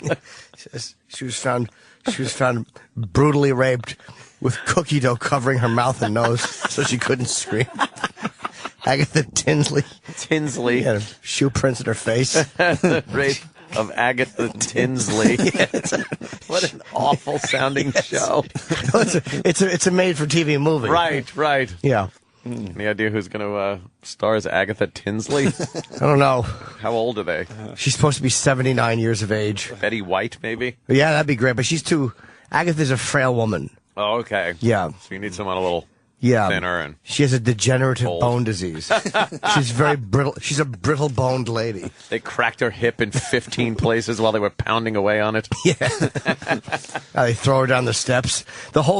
Basically, the movie is 2 hours. The rape is an hour and 51 minutes of it. No real character development. Not at all.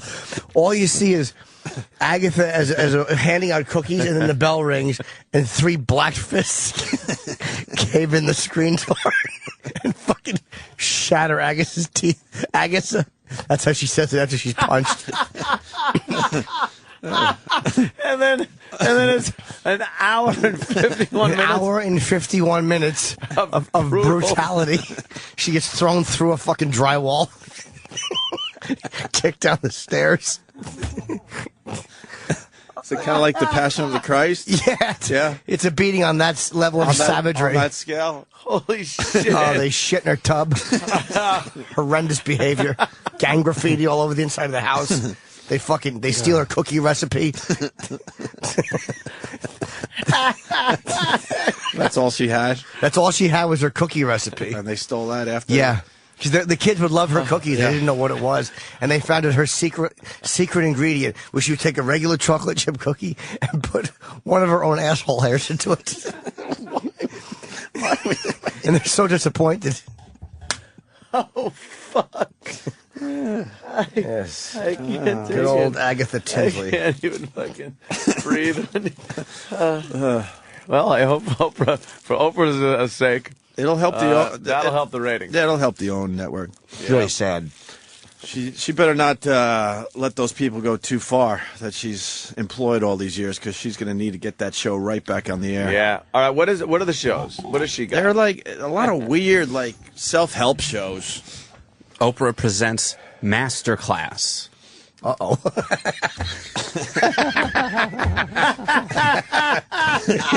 Show about white people.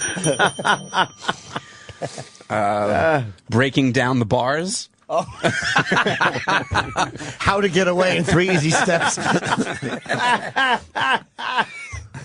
Our America with Lisa Ling. Yeah. Oh. Searching for Your father. Ask Oprah's All-Stars. A scale? Oh. That's Dr. Oz, Susie Orman, and Dr. Phil. Anna and Christina's Grocery Bag. Oh, no. They couldn't do Oprah's Because something? Because they only had a half hour for the show. I couldn't find something big enough to hold it. I just ran out of thoughts. Would have had to be Oprah's grocery giant garbage bin. Boo. Fuck, I should have quit while I was behind. Zilch. Sorry. Christina Someone's Big Bowl of Love. Oh, great. It's a bukkake show. Deliver Me. Baby Show. Dr. Phil. Oh. Enough already with Peter Walsh. Deliver Me. It's probably where they give free abortions.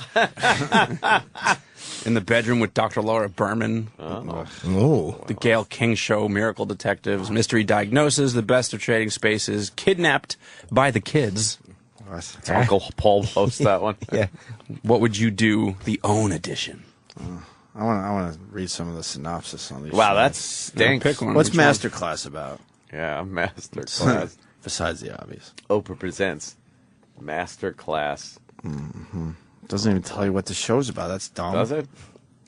What is Masterclass? 8 modern masters open up about success, failure, triumph, disappointment, and heartbreak. Oof. Yeah. That's 4 O's and an F. Oof. Yuck. That seems horrendous. Horrible. How did Masters open up about that? Well, it was great until I had to pick my own. Exactly. Wow, that's rough. First time you get arrested for beating one, you don't know what to do. That's rough. This sounds horrible. They are the what?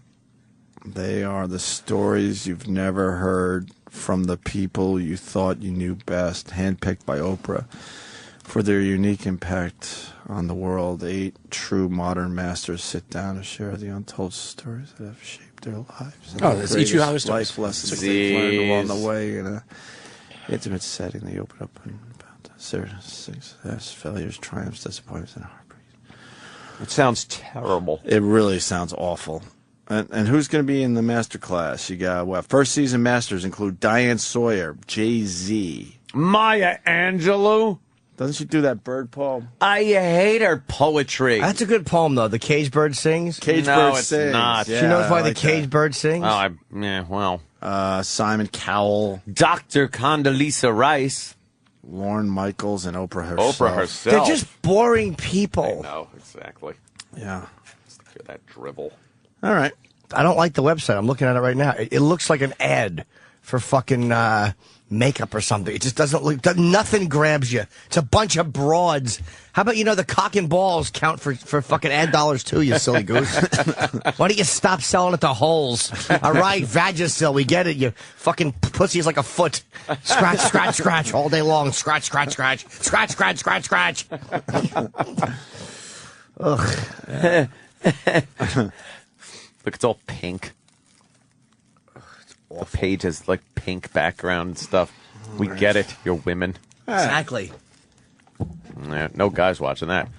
It's great when you take a fucking channel and just completely devote it to cutting off half the audience on Earth. Really good. You're the ones that spend. Yeah. Mm-hmm. All right, we'll move on to the things. Things? I guess that's it for the Oscars. We didn't even tell you who won anything. Who cares? I figured if you cared, you'd know already. Oh, who cares? Right? Yeah. I was digging watching it, though, with the tweeting. Yeah, the Without tweeting. the tweeting, I don't know I wouldn't have watched it. Oh, no. I would have went to bed at 9:30. No problem. Yeah, no reason to fucking sit there and then- watch that shit. And then make believe I saw the damn thing like we Yeah. do every year. I think this is the first year we actually watched. I shot 4 gallons of cum last night. What does that have to do with anything? And I still woke up after Yeah. 4 hours. Wow. That is a good sleeping pill, though, when you knock one out. When you, Holy fuck. when your mind's racing. Oh, yeah. Seems to calm you down, right? Nice. Releases something. Sure does. all over the bed. Took the pre-cum piss, or the post-cum piss after that. That way you stand over the toilet for a minute and your balls are confused. Like your dick doesn't know what to do. I always wanted someone to describe that feeling. You just did it perfectly. Your balls are confused. Because what is it? Everything's swollen, so it's giving you the illusion that you need a leak. You don't really have to leak yet, and what a pain. It's almost like there's a little traffic cop in there holding the piss back until your cum clears the causeway. I do believe there is some kind of little valve in there. I know, but I was trying to move the valve. Yeah, you could piss through it. That's kind of hard to do when You got a raging one, and you're kind of leaning over the bowl. That usually happens after a really good session, too, right? Yeah. A really good session will cause that. I'll just wait till it goes away. Yeah, but that's not Take a easy leak. when you're trying to sleep. Well, that's true, yeah. Yeah, it's right in there. Yeah. No. The fuck? Let me see that valve, Dan. It's a little check valve. I hate the side fucking medical drawings of cock and balls. Yeah, the cross section. It looks just like a snail crawling over a golf ball. So horrendous. Oh my God. That's exactly what that looks like. If you turn it sideways, it looks like a warning at a golf course. Be careful. Snails are devouring golf balls. Why couldn't God just put the sack inside, by the way? There's no reason for it. Making us all look silly. It's got to be lower temperature. I know, I understand why I think the balls have to be 96 degrees to make sperm. Yeah. Oh, really? And that's why they hang low, because it's kind of like a. And then it's cooler. They regulate their fucking temperature by sagging. That's why when you get out of the ocean, they're sucked up into you like a. And when you have a fever, they're fucking down to your fucking kneecaps. I like a fucking nice hot batch. Like, you know, like where they've been fucking, it's hot, but they've been crammed inside your body anyway, and your balls are like 106 degrees. So you know the load's going to be fucking horrendous. I love a good horrendous load. Horrendous? Yeah. Now all I'm ever going to see is a snail crawling over a golf ball. There's no reason for that fucking horrible diagram. Mm-hmm. Too fucking funny, man.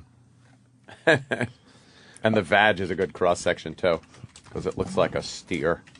Yeah. Like a yeah. Steer With head. A longhorn. Yeah, Longhorn's logo. Longhorn's logo. Fallopians. Longhorn ram. Sure does. Their dumb ovaries.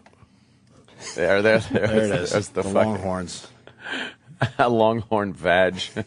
Yeah, exactly. I hate the ovary pictures. Look at that. 2 stalks. They're stupid eggs. I want to go down that dumb tube. It's a stupid vagina. Into the stupid womb. Everything's just stupid. It's dumb. Reproductive parts are stupid. Oh, that looks good.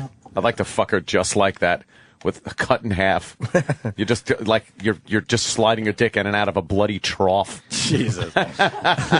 Shouldn't it technically be called a herderectomy? Yes, of course. Because they take out her plumbing. Yeah, get it out here. You're no longer a woman. So they don't like hearing that. It's funny. You're a Newark warehouse. Right on.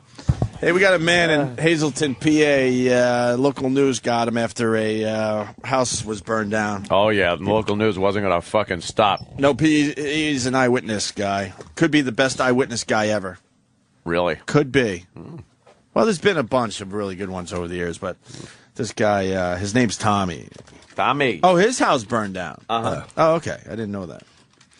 An explosion. Friggin'. My father said, "What the hell was that?" Friggin' I seen some smoke flying through the wall. And I said, "Look it, the house is on fire." Friggin' I knew it. I knew it. Who does he sound like? I knew it. Tippy Tom. Tippy Tom. Tippy Tom. And Chris Farley, though? Little? No? Okay. Little bit? Definitely there's some Chris Farley in there. But Tippy Tom. Definitely the tipster. Yeah. We miss Tippy. He did. Yeah, but coming up on 2 years already. Really? Yep. That's kind of weird. He's in a better shithole. Yeah, he sure is. Tommy, you've had a few beers. Is that because of the trying to forget the fire?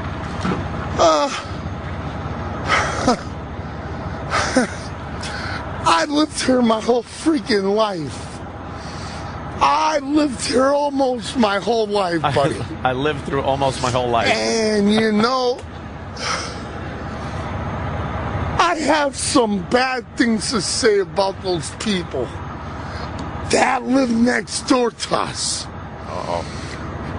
Do you think you're lucky to be alive today? No. No.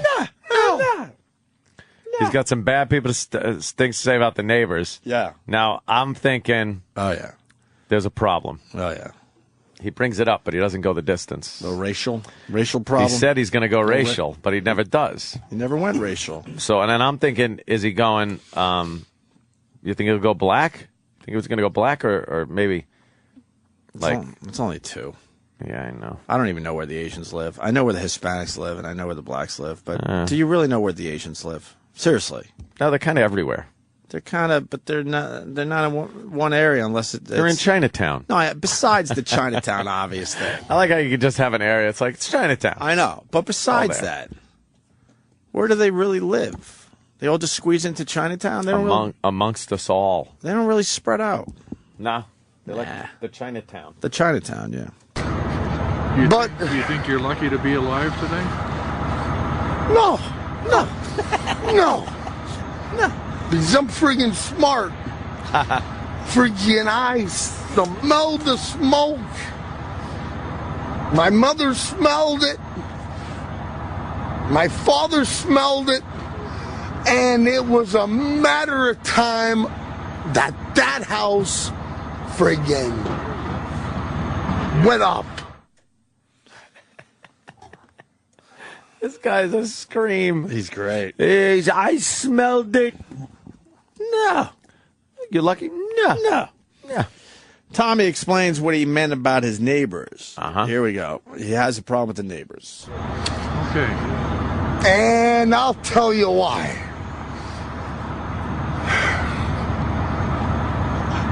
I'm going to get racial here. I'm going to get racial. Okay. Friggin' nobody filled that oil tank all winter long. Nobody. It was all kerosene. I heard a kerosene explosion. He knows Boom. the sound. Friggin' I heard it. Friggin' ask. Boom, man. I heard the friggin' explosion. I seen the smoke flying through my friggin' damn wall. Okay. Thank you. Tommy, thank you for talking to me. Tommy, thank you for talking to me. And they're just like, oh my God, we got gold here. Yeah, we got gold, all right. We got gold. I wish he would have gotten racial. I know. He didn't get racial, but... he said he was gonna. But he never did. I know. Chris of PA has a little knowledge on Hazleton. Chris. Even though he never got racial, he's probably referring to illegal Mexicans because they have a big problem with them up there in Hazleton.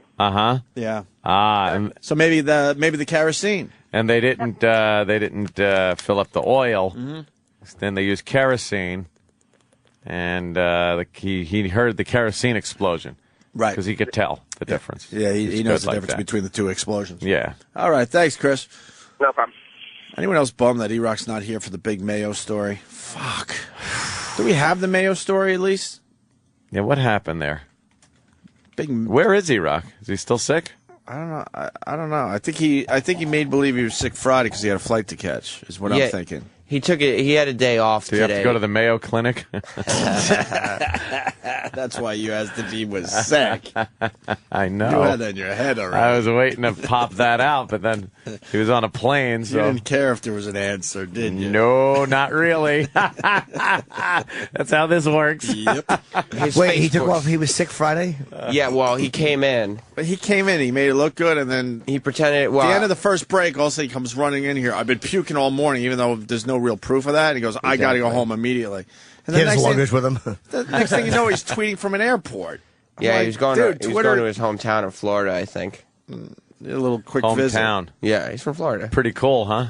Yeah, he's probably got a boat and stuff. Yeah. But then he put on his Facebook status last night that he was still sick, so he wanted everybody to feel sorry for him. Hence and stuff. not being here today, I guess. I guess. Or did he have today off? He did take today. He didn't have Friday off. He He got sick in the bathroom, and I think it's an unhealthy lifestyle, but that's me. You think? Oh, you think that's what's doing it? Well, of course. Nobody gets sick as much as he does. Sam, could you read the Mayo story that we'll certainly bring up again tomorrow when he's back?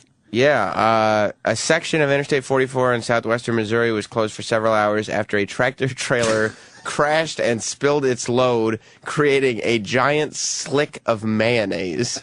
A giant slick of mayonnaise. Lieutenant Scott Levin told the Springfield News Leader that the truck driver lost control, taking the rig through a cable guard and into the median. He said walking on the spilled mayo was like walking on ice. Oh, was it? Yep. Yeah. And what was thought to be a wild hog was lapping it up until people realized, wait, it's unshaven. Hogs don't shave. A dangerous nagel entered the scene. Yeah. No injuries were reported, and other vehicles were rerouted before the cleanup was completed. But yes, a mayo slick in Springfield, Missouri. It's a lot of mayo, I bet. Sure is. I mean, it caused sure is quite a mess for people commuting. Yes. Yes, very slick conditions. Yeah, because of the mayonnaise. The mayonnaise. Mayonnaise. Which E-Rock, by the way, loves. Loves the mayo. Loves mayonnaise. Is he a Miracle Whip guy, too? Will he eat that? I mean, will he? Yes. Yeah. Would he prefer Hellman's original? Yeah. What the fuck is Miracle Whip, by the way? Isn't it mayo with, like, more vinegar thrown in or something? If you're going to do mayo, do mayo. Why fuck around with that Miracle Whip? Fuck Miracle Whip. There's nothing better than mayonnaise on a sandwich. E-Rock isn't a guy who likes to wait, though. He's not a patient boy. He's somebody who likes to be rewarded immediately. So immediate gratification. If he expects mayonnaise and all we have is Miracle Whip, he will eat the Miracle Whip while waiting for the mayonnaise to arrive. Oh, okay. That's the circumstance.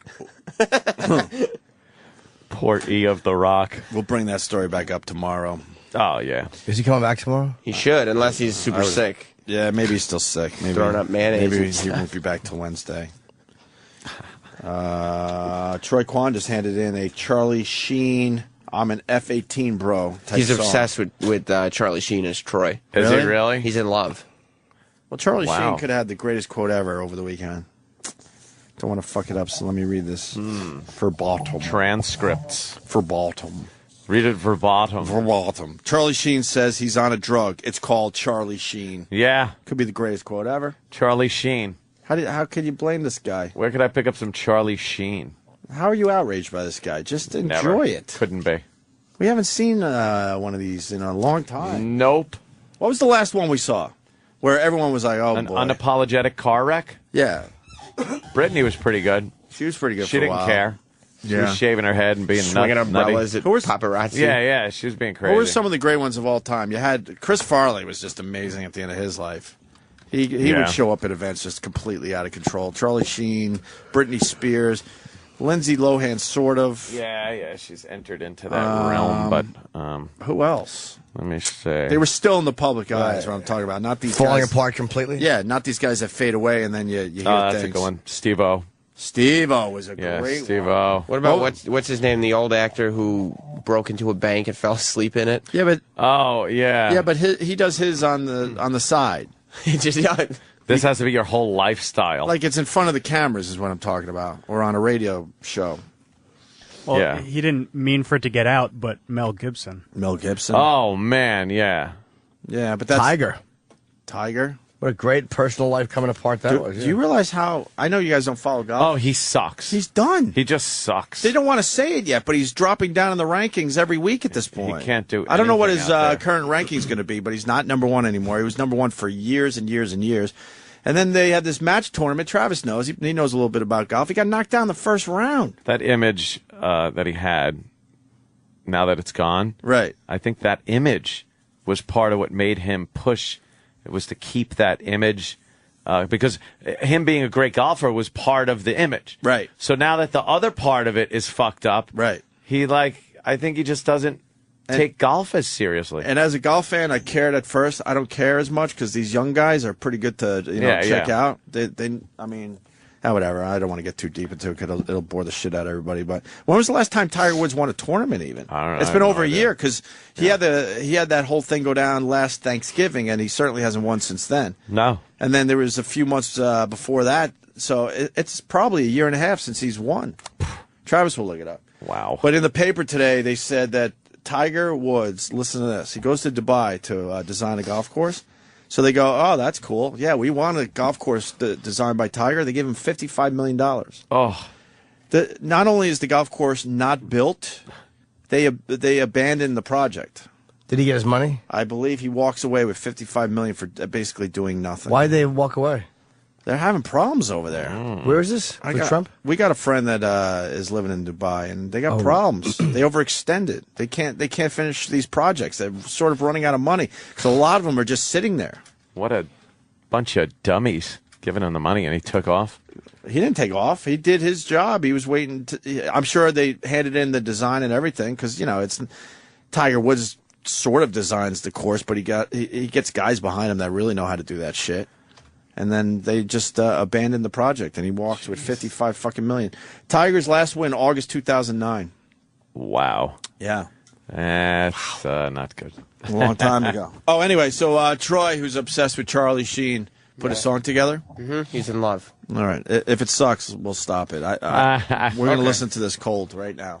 You know, they lay down with their ugly wives in front of their ugly children and just look at their loser lives, and then they look at me and they say, I can't process it. Well, no, and you never will. Stop trying. Just sit back and enjoy the show. I'm an F-18, bro. Just sit back and enjoy the show. I'm an F-18, bro. Enjoy the show. Newsflash, I am special, and I will never be one of you. This is me not on drugs, bro. I will destroy you in the air, and I will deploy my ordnance to the ground. The only thing I'm addicted to right now is winning.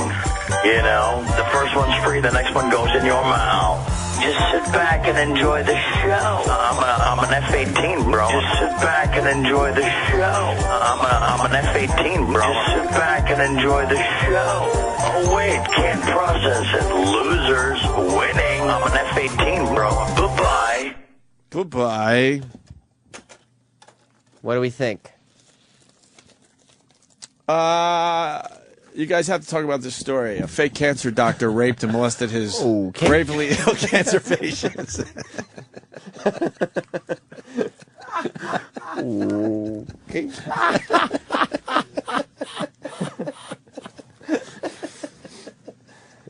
Hey, look. We can't always knock it out of the park. Turd. Everything is not going to be like gold. We do that on a daily basis. We deal with that here. Whether it's something as simple as a line that one of us throw out. Look, I have a bunch. To a bit. Look, I have a bunch of stinkeroos every day. Troy. Turd.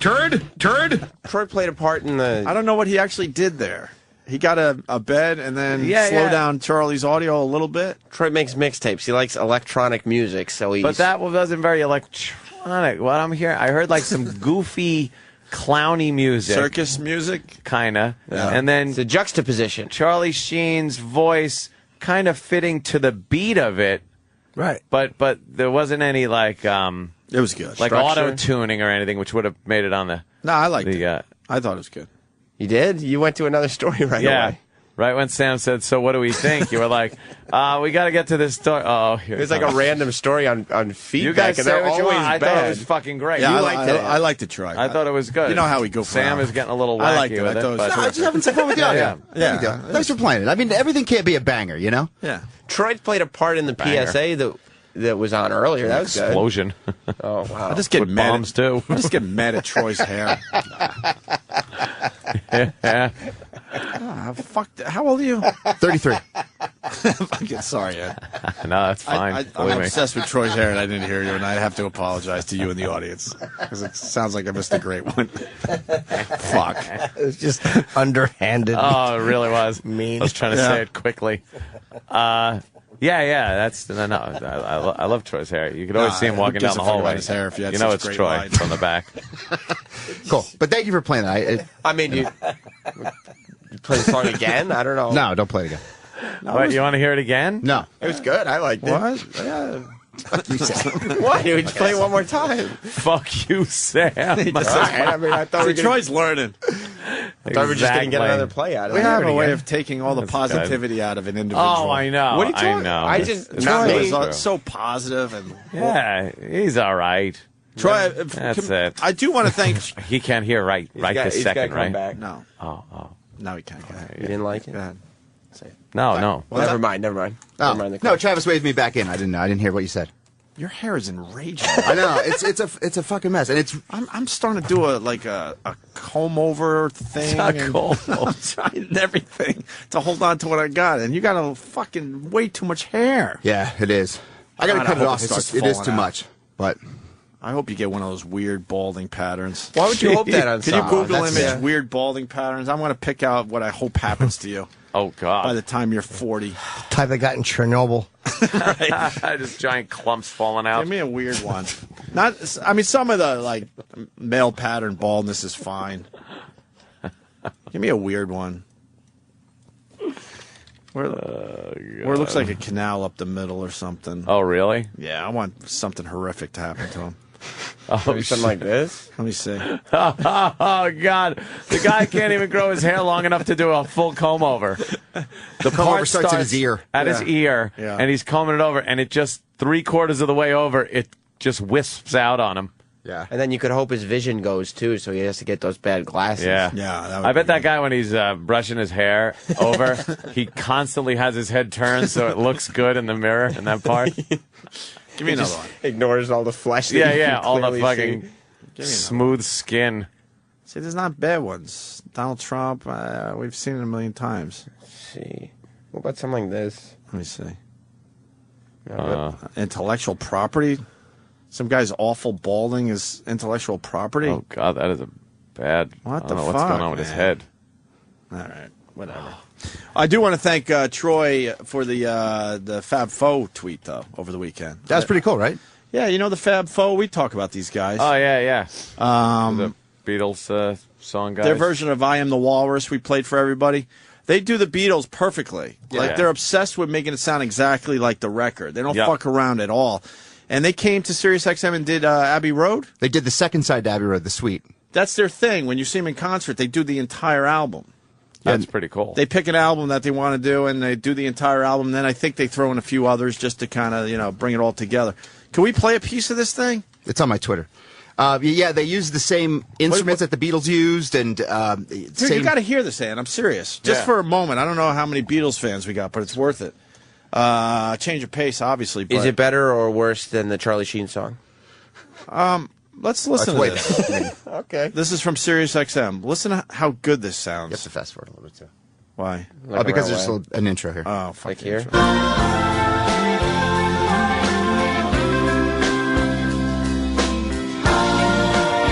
That's live from here? Yeah.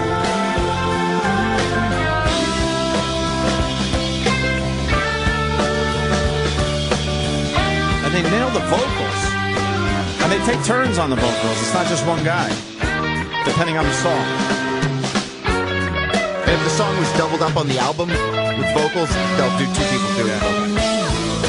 One sweet thing, pick up your bags, get in the limousine. Soon we'll be away from here. Step on the gas and wipe that tear away. One sweet thing came today. Came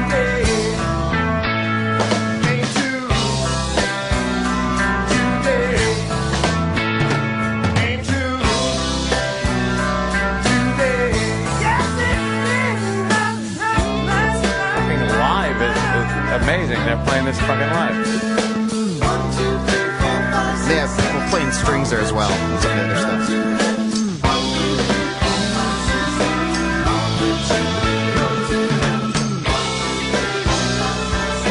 Hop it forward a little bit, just so that people can get a little taste. Sister Pam works in a shop. She never stops. She's a go-getter. Takes him out to look at the queen.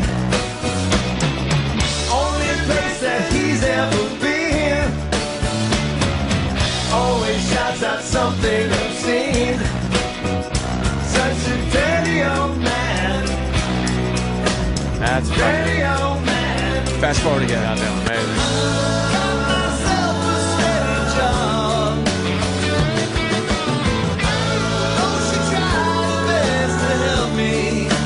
Notice they're different singers depending on the song. Yeah.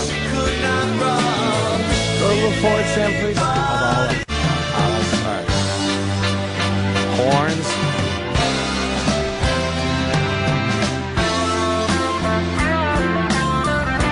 Yeah, the tone of the guitars and everything. Perfect. Right on.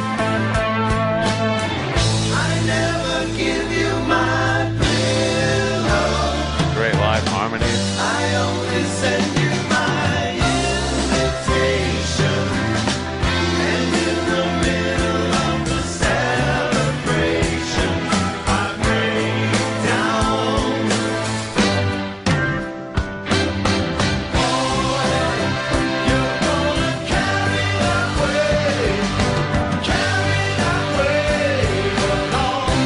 They do sound really good. God, really.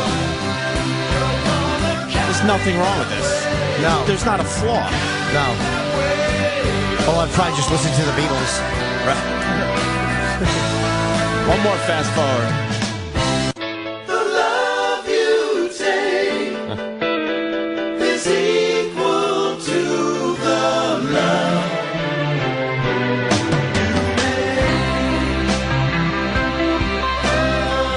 This is probably why Brad Delp killed himself.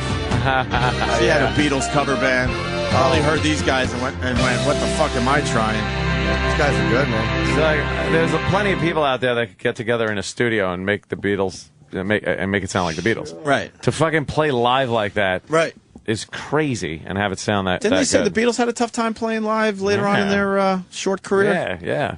Well, they didn't Because play it was live so past 66. Yeah, I know. And one of the reasons was they said it's too complicated to bring out on the road. Yeah. Pain in the ass. They didn't have shit like monitors back Right. then, so you'd get out on stage and the bitches would be screaming and they couldn't even fucking hear themselves. Sure.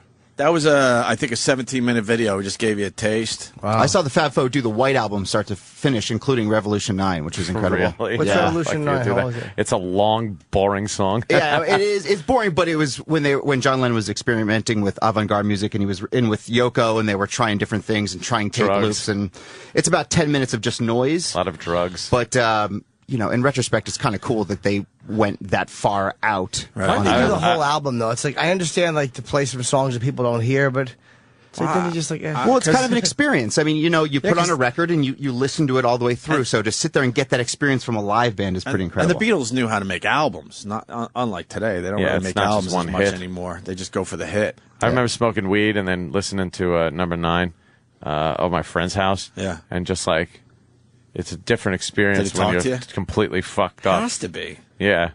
You're just like, whoa. And they fucked up with the panning. They did some like weird panning shit Right. in the middle of the song. So it was like, number 9. Number 9. And you're like, fuck, I'm freaking out. You nailed that. You can be in the Fab Four. It's the Fab Four. It's FAUX, Fab Four.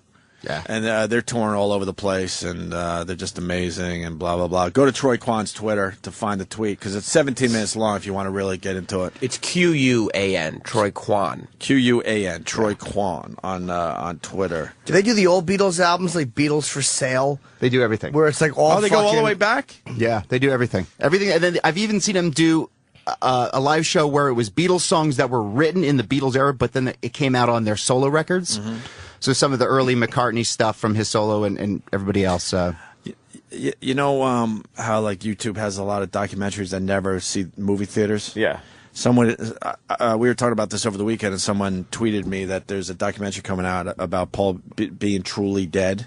Really? And if you can find it, there's a YouTube clip or a website or something. I think it's just a website right now.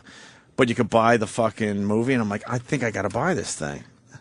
And I never buy into these weird Did movies you watch that a are out. trailer or something? I don't even think they have a trailer, but they explain that they have audio. Rope you into getting it. Yeah, they certainly did. They say they have audio of George Harrison basically on his deathbed admitting that Paul did die, and they had to cover it up. And I know. Exactly. What he didn't exactly have cancer of the heel or ankle. And then experts say it's definitely George Harrison, but then they're trying to figure out if the audio was fucked with, and they have all this proof that he actually died. And we've heard this over the years, but there's new little clues in songs that have never been talked about. And Sounds like a conspiracy to me. Do you have the website? Is this it? No. If you're gonna quote anybody, George Harrison, motherfucking inside of his head sound like a fucking gelatin bowl. Put Paul is Dead in Google documentary, something like that. It's not going to be on YouTube because they want you to buy this fucking thing. I was hoping they had a few clips. I'd love to interview the guy that fucking started that rumor. Yeah. Remember that guy? Oh, I forgot about it. It was horrendous. Whatever. That's not it either. It's a brand new one. Maybe we'll have info after the break. You could play I Am the Walrus by Fab Four going into break off YouTube, though. You don't want to play Troy's song one more time? We could do that. No, let's not do what? that. No, it's you don't want to play it? Or? That's cool. I'm the Walrus, Fat Foe. Fuck yeah. Why not? You like that? Do you like the Beatles? Do I like the Beatles? What do you think? Fuck yeah. The Beatles are that's the holy grail of rock and roll. They're the shit, right? They're the best. No one's going to ever be better than the Beatles. Actual favorite song is Ebony and Ivory. No, it's not true. You like Ebony and Ivory? No, that wasn't the Beatles. That was McCartney. Well, McCartney went through a bad period between the 80s and the 90s. You don't like when they side by side on my piano keyboard? Oh, Lord. Why can't we? I don't know. Because on the piano, fucking certain keys don't hit other keys and take their purses, idiots. Maybe that's why we can't. Certain keys don't have giant cocks while other keys don't. I love when the news says a key was seen stealing something, and then unruly they keys. don't tell you which one it was. What was it? They just described the outfit. It was wearing a hoodie. We got it. Yes. Goddamn minor keys. Stupid McCartney. I'm just waiting for Fab Four. I Am the Walrus in the break. A little more. Where's Danny? Why is Danny's better at this? Are you looking it up? I didn't know if you were looking for them or for me. No, I don't think it's in the system. Okay. I Am the Walrus, Fab Four. Are they popular? Yeah, they're fucking huge. And one of the dudes is, what's his name? Will from Letterman's band. That's what he's doing when he's not doing Letterman. Yeah, they're all from famous New York guys. That's not the good version. Exactly. Who took that? Troy, help me out. The guy trying to fucking spot casino cheats? Oh, here it is.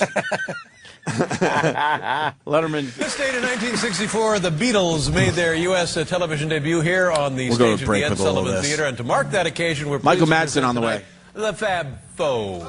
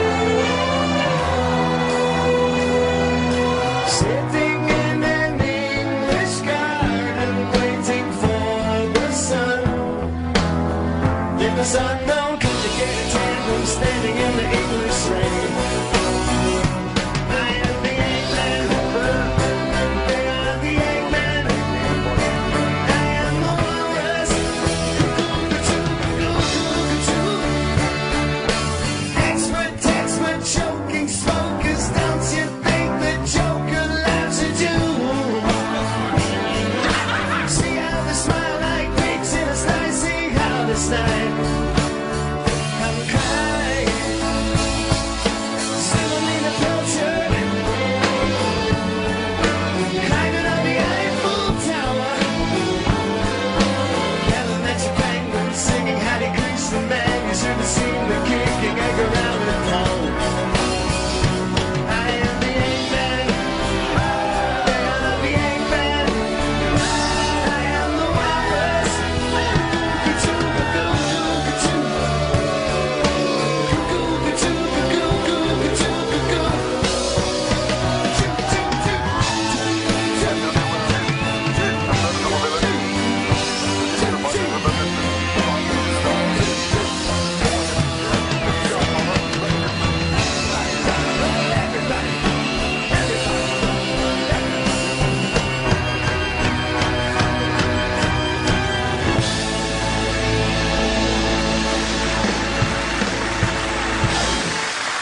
The virus, Sirius XM. The Opie and Anthony Show. This is the Opie and Anthony Show.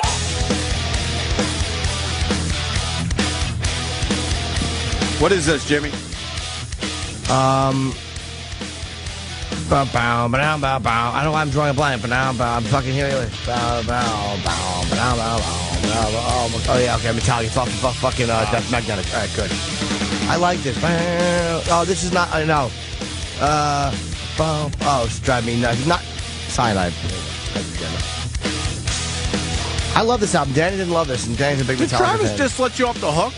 No, Danny did. Oh. I was enjoying Jimmy trying to figure it out. Squirming. Well, I knew it. I happen to like this record a lot.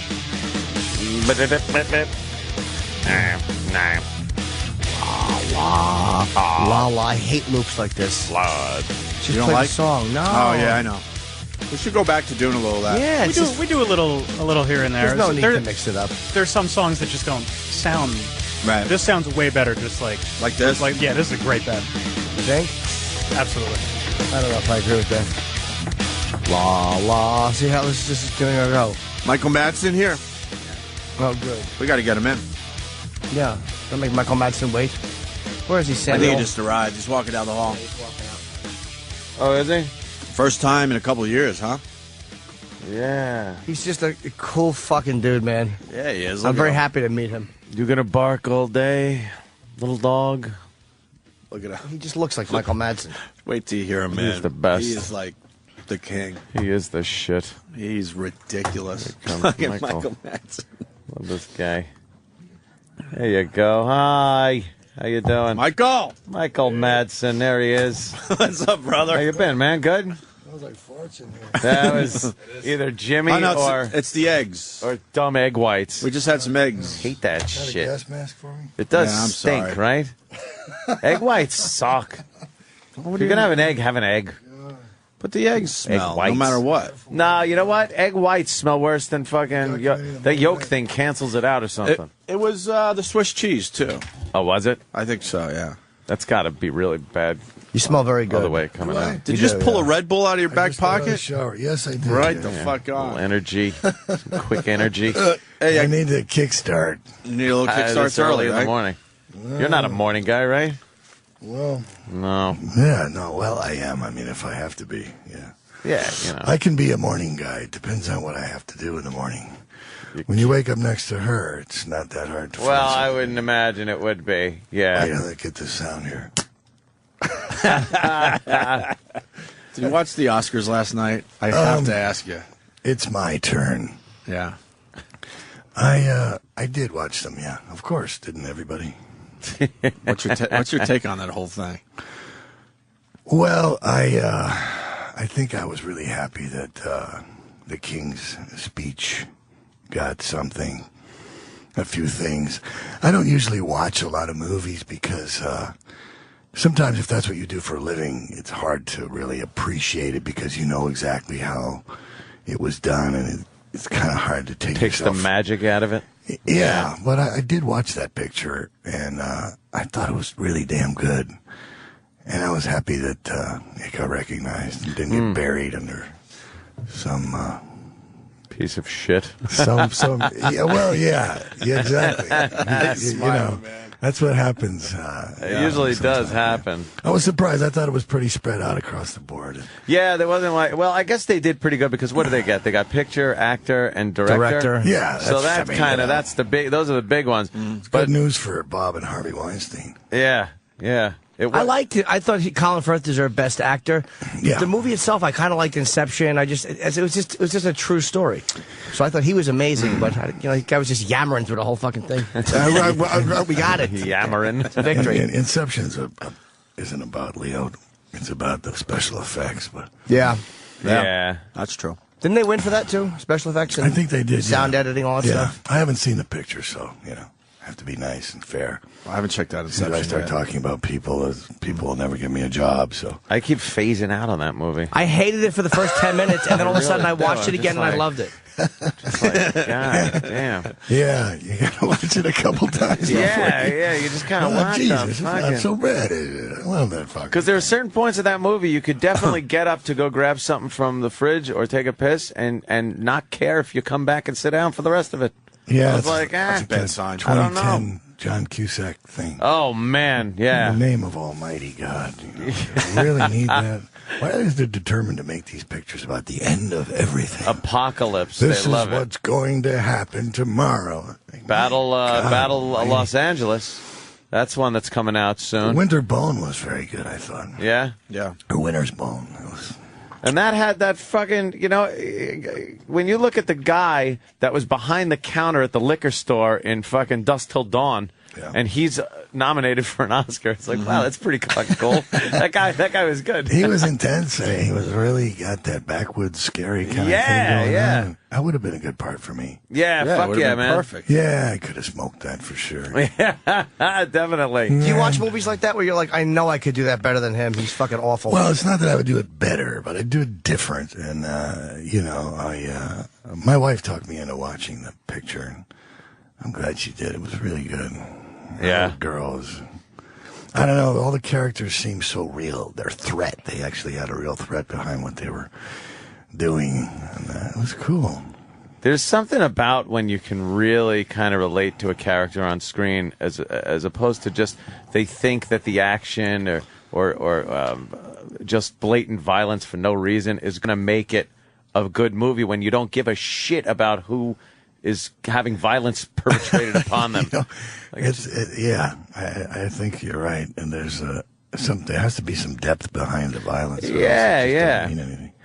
I mean, you have to care something about the person or understand the person perpetrating these things. Yeah, I mean, I'm sure you've heard it 1,000 times. The violence perpetrated against that poor cop sitting in that chair.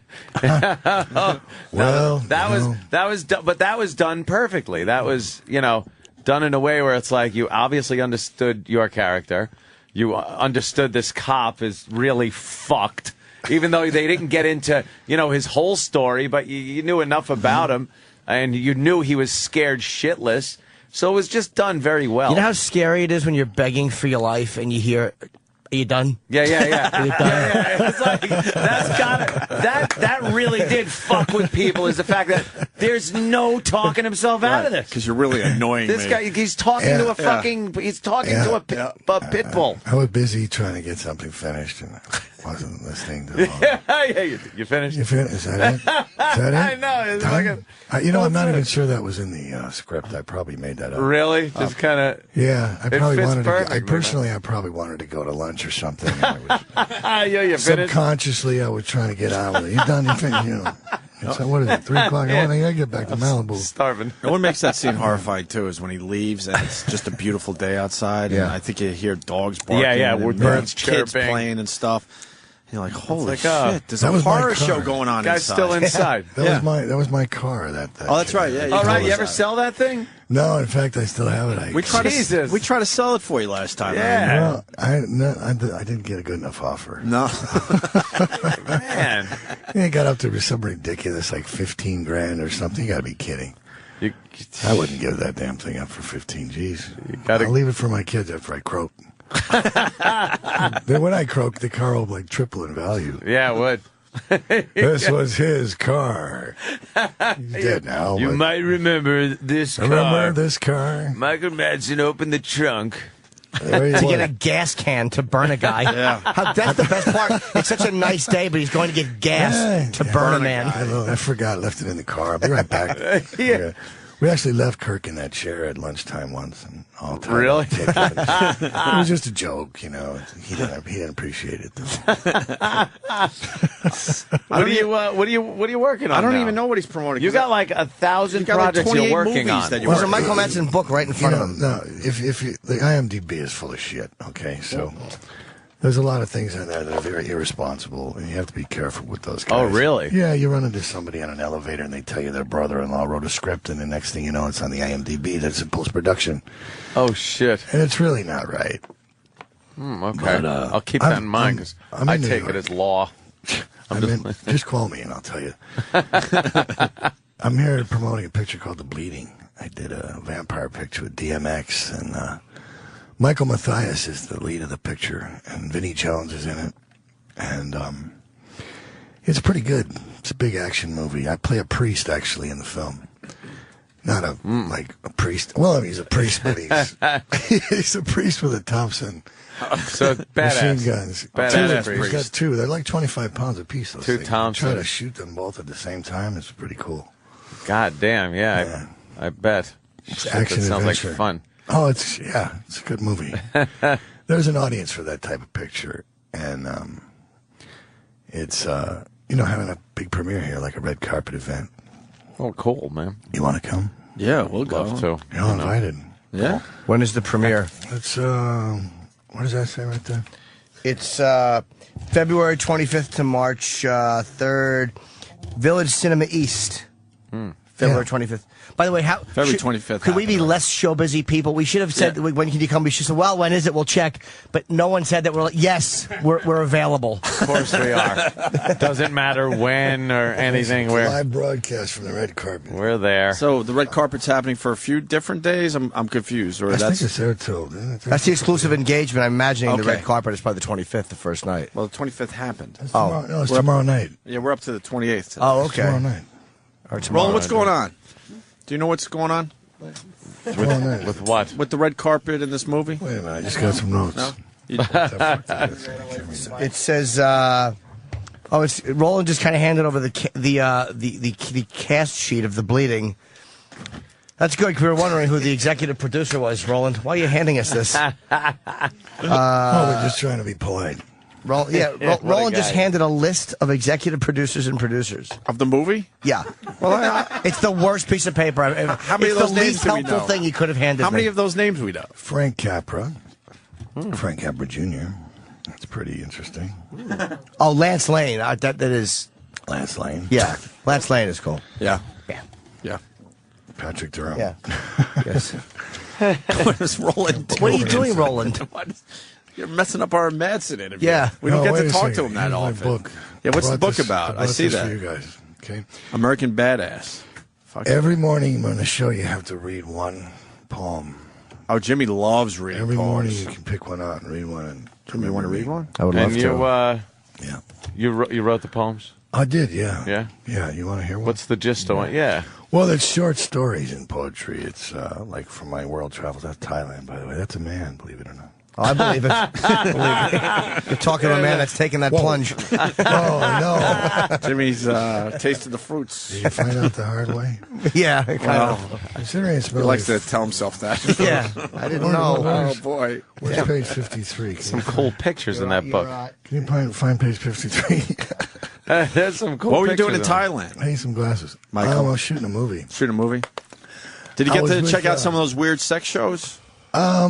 They get really strange over there. Yeah, in they the strip kinda- clubs and stuff with kinda darts. do. They have different themes, you know. They have different girls, secretaries, and pom-pom girls, and college. I saw some girl, she took a pin with a feather on it and put it in a straw and then put it in her vagina and did some kind of muscle move and Yeah. the pin shot out and popped a balloon. Not bad, huh? It's fucking amazing. It's a hell of a talent. Can you do that, honey? She doesn't have to. She has many other things. that Many other keep talents. Me occupied. I need some glasses if I read this thing. I know, right? You got any reading I glasses? hate that. My eyes are gone. Oh, they say that's what happens. The eyes, the knees, and everything still works with me, but I need some reading glasses. Do we have any glasses for Michael? It's been funny. You like it? Your wife's giving you. Look at there you go. Thank you. You are going to look fantastic with those on. All right. Can you see with those on? That is Hold great. on, I got. Oh, my God. Fucking picture. Hold on. Are you on the Twitter, Michael? Somewhere. Somewhere. It's called Red Dragons. The dragonflies have an airstrip in Thailand. They line up like little red helicopters all along the stretch of stone next to the pool. Every morning I go for a swim, and even sometimes in the river. One has to be careful because the River Kwai has a strong current. I heard that long ago there was a bridge that became famous because it was blown up by POWs during the war to stop supply trains from getting across. I also heard there are some letters written by soldiers that were here. And now I'm walking by the same waterway, eating strange fruit and Russian salami, cut with a switchblade I bought at the marketplace. You know you've been in a place long enough when your farts start to smell exactly like the jungle around you. There are a lot of different kinds of jungles and a lot of different kinds of farts. This morning, I came down the stairs and a small Thai woman smiled at me, and she wore a blue uniform, which meant she worked for housekeeping, and I recognized her as the one who always put fruit in my room. Her smile was like the smile of the generations of Thai people, and I hope the smell of my farts in my room has not offended her. But she would have smiled at me anyway, because that's the way that they are. She was eating grapes, and I asked her if she was taking a break, and she smiled again. I went to the lobby to my car and out to the set, where I spent the rest of the day playing a crazed American mercenary, massacring Asian families and burning their village to the ground. The last time I came back from here, I spent a few days in a nut house. I hope that doesn't happen again. Holy shit. That's great. What a great little chunk of your life there for a moment. Listen to those pages of it. If That's a great book. I need some help, fellas. You need to. I'll leave this for you. And you can, That's great, man. You should be doing book signings with that. You should literally be doing book signings. That's great. Great pictures in here, all kinds of stuff. Yeah, it's a color book. It's what kind of pictures in there, Jimmy? I can't. We only have one copy of the book. That's the south of France. With wow. Her. That's my little 5-year-old Luke. Yeah, you got like Cool Hand Luke. He calls himself Cool Hand Luke. Yeah, self-proclaimed Cool Hand No, Luke. he has a Cool Hand Luke poster on his wall, and he recognized, his name Luke, and I said, "It's Cool Hand Luke." So now, he said, "What's your name?" He goes, "Cool Hand Luke." He can't. He's going to try to eat 50 eggs, but yeah, I hope he doesn't. That's a tough order. Some great shots in there. No, he's a cool little guy. He's actually, he's charming. He's pretty funny at 5. He dislocated my jaw the other day. How'd that happen? I was in a hotel, and he was there with me and his mom, and I had one of those bungee cords that you exercise with, right? It has these big wooden handles on it. Anyway, he stretched it. I was sitting on the couch like that, and he stretched it all the way to the door of the room, and I realized, I was like, oh, shit, and he was just staring at me, and I thought it was like one of those moments where I could have a father and son lesson in trust and love, and I said, son, if I was to let go of my end of this thing, it most likely would take your head off. I said, at least knock you against the wall and, might hurt a little bit.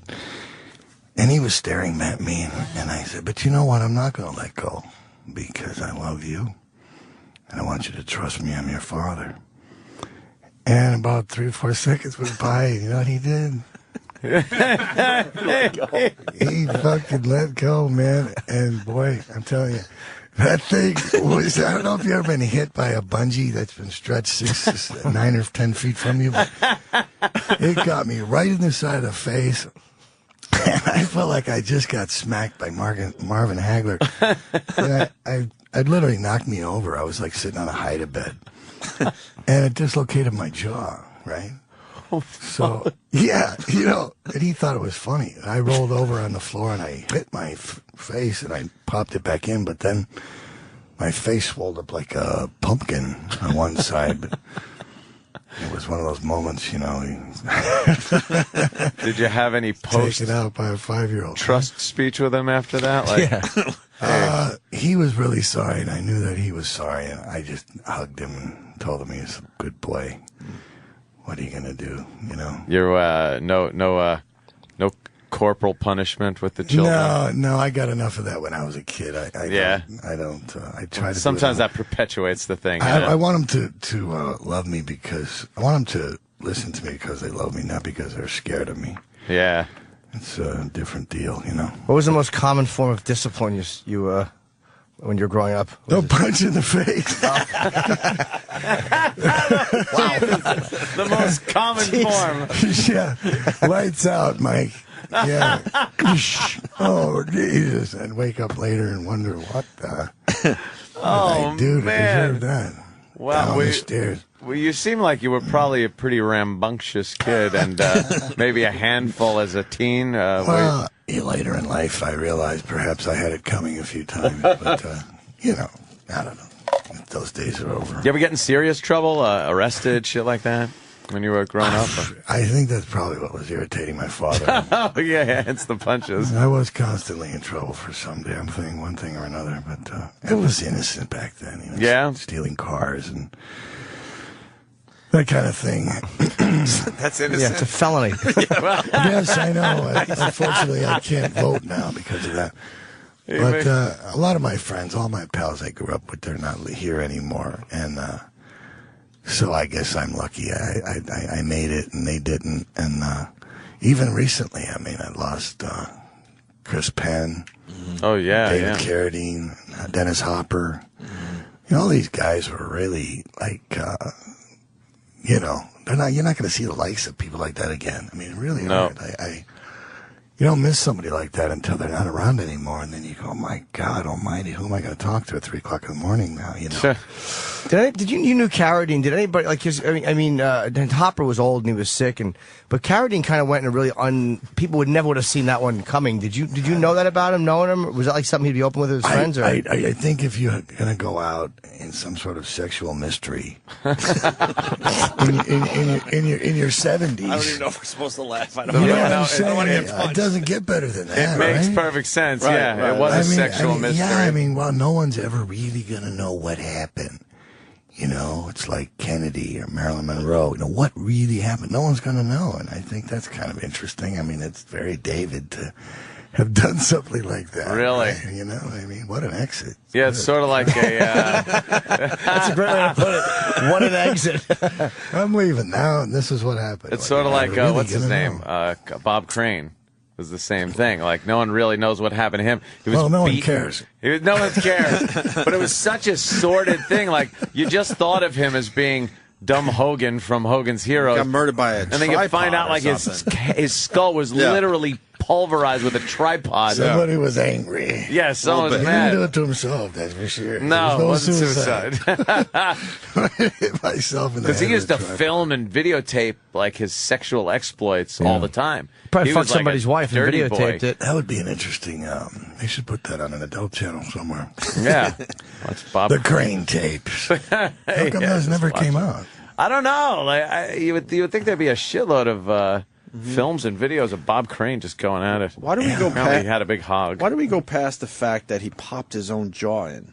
We just like it. That's like a normal thing. That did strike me as If really it happened to- uncomfortable, but I just like. If it happened to any one of us, we'd be calling 911. We'd be at the hospital. Michael Madsen. He just Well, casually he said, "I does stuff popped like my that. jaw back in," and we're like, "Yeah, of course, that's what we would do if that happened to us." She was trying to call the hospital. Yeah.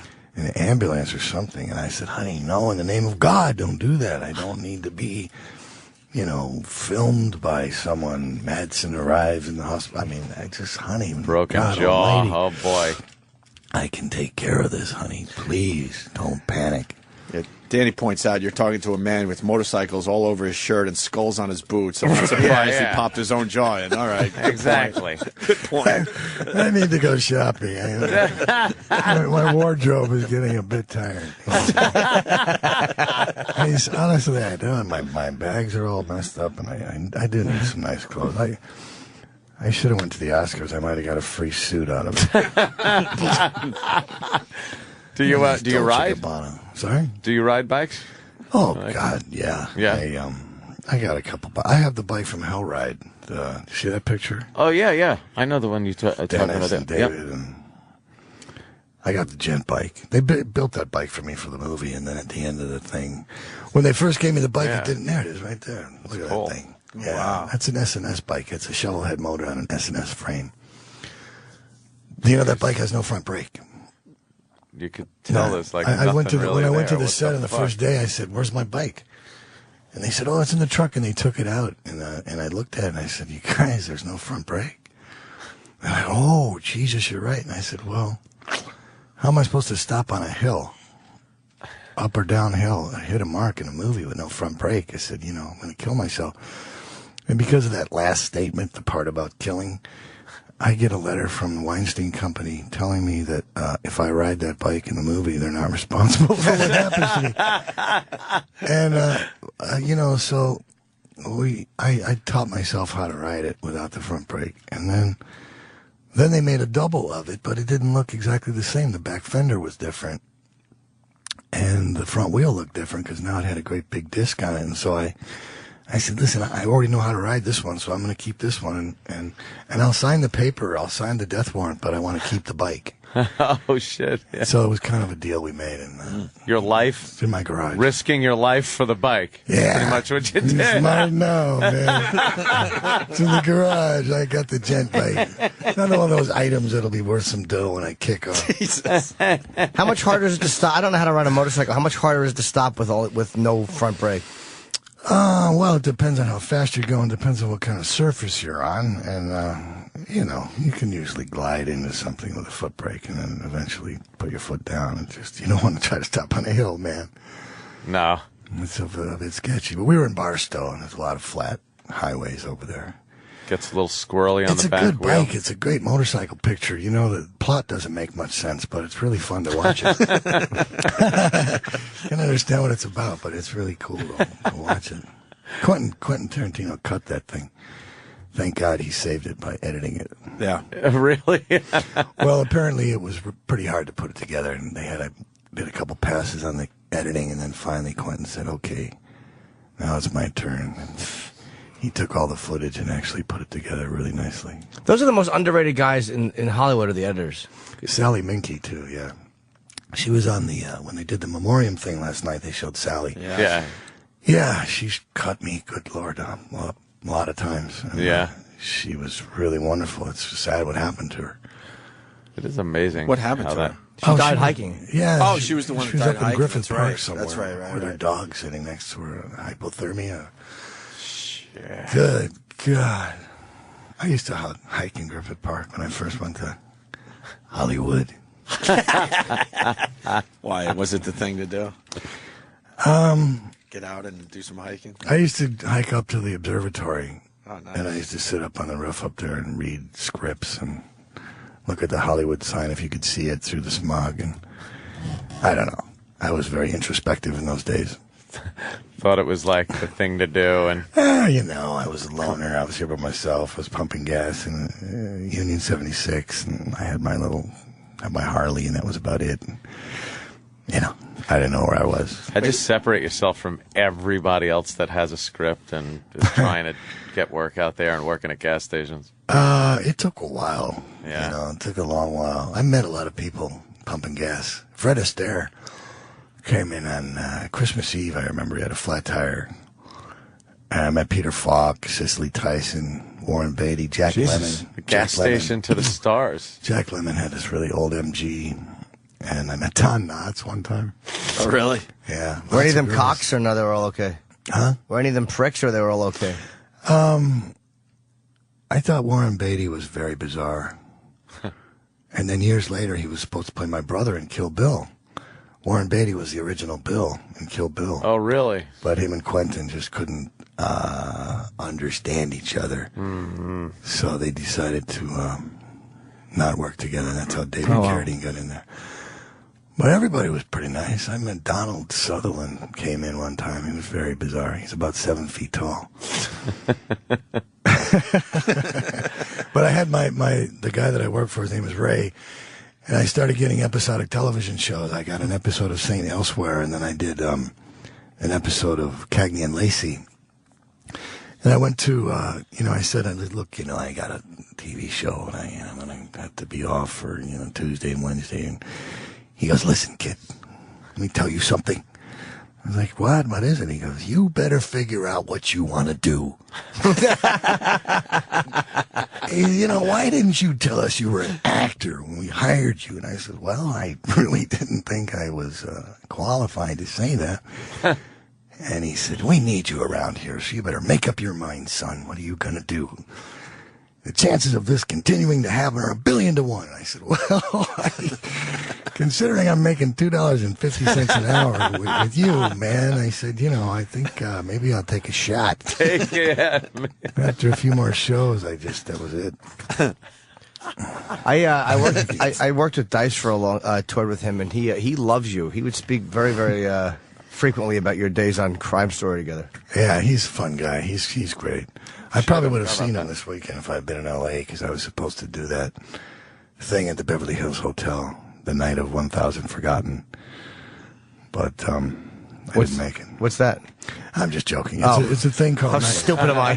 No, it's a thing called Night of 100 Stars, and they do it at the Beverly Hills Hotel. It's like a viewing party, and it's very nice. And you see a lot of people like Mickey Rooney and Connie Stevens. Holy shit. Lou Ferrigno. And it's great. Batman. And there'd be me and David Carradine sit there, why are we here? Then Dice would come over and sit down, and it would all become obvious and understandable. Now there goes Judd Nelson. Holy Jesus. What would it be open to the public, or is that Scott Baio? It's like Comic-Con. My God almighty. Look at him. Get real excited, huh? Is it open to the public? Do people come in? No, it's so what is it, like this just... Norby Walters throws the whole thing. It's actually a really, really nice event. I met Anna Nicole there. Remember her? Yeah. Yeah, she reached across the table and grabbed my hand, and she was telling me how much she loved me and Thelma and Louise, and she wouldn't let go of my hand. She's a big chick, man, and she was pulling hard, and she almost pulled me across the table, for Christ's sake. I had to pull away from her to get away from her. She's like a rhino. She was a big girl. Shit. She was hammered. What are you doing between films? What do you do for fun? Well, I have 6 boys. Yeah, remember that. Lots of kids to take care of, and there's a lot in here about them. It's being a father of that many boys is very, very complicated because they're all in different stages of their mental development. So one of them's, in this phase, another one's in that phase, and they're all kind of in a wonderful way. What are the ages? My oldest son is 23. Then I have 21, 17, 16, 13, and 5. You're just you are really very virile man. You are in it. Testosterone. Yeah, I'm busy with them. Did you keep going because you wanted a daughter? No, the daughter thing is very scary to me. I mean, who knows? I mean, maybe someday, but right now it doesn't seem likely. I wouldn't want to raise a girl anyway. It'd be too complicated. I'd prefer, if I had a daughter, I'd want her to be gay. Yeah, that's what a lot of guys say. Like, the thought of some sleaze coming Hello, Mr. Manson. Hey, wait a second, man. I know what you're doing. Yeah, I remember that. It's different when when the sons have the girlfriends come over and they have the towel on, Hi, Mr. Manson. You're like, oh my God. Please go in the other room. Go outside. Please go away from me now. You have to leave. Yeah. Yes, please get out. Oh shit. You're out of town, and the housekeeper's like, there's a young lady over here, and the boys have her in the room, and I'm like, well, okay. Mommy and Daddy are not home, and they take over. Trust me. Do you see any of them maybe going in the direction you went in, as far as maybe a little trouble here and there? Or? Well, I think they could skip the trouble part. Yeah, that didn't do me any good. But My oldest boy wants to be a tattooist, and he's actually pretty good at it. And my son, my 21-year-old son, he wants to be an actor, which I've tried to talk him out of aggressively, but he's really kind of stuck on it. He auditioned for the Actors Studio, and he's been studying a lot, and he's got an agent, a manager, and he's a very handsome kid. He looks like Clint Eastwood. I mean, he's really, whatever it is, it or whatever it is. I mean, he has it, but it's very, very, very. It's a lot harder to get involved than I think he understands. It's really very, very. Isn't that something he'll learn, though? I mean, it always seems like actors try to discourage their kids from going into acting. What is it that is so bad about that? I think you have to have a really thick hide. And the rejection end of everything and the competitive part of it all. If you're not really don't know what that end of it is, it can really destroy you. It can rip you up. And I just don't want him to have to go through that. If you look at Anthony Quinn or Kirk Douglas or anybody who had a few sons, Marlon Brando, for God's sakes, Steve McQueen, I mean, their sons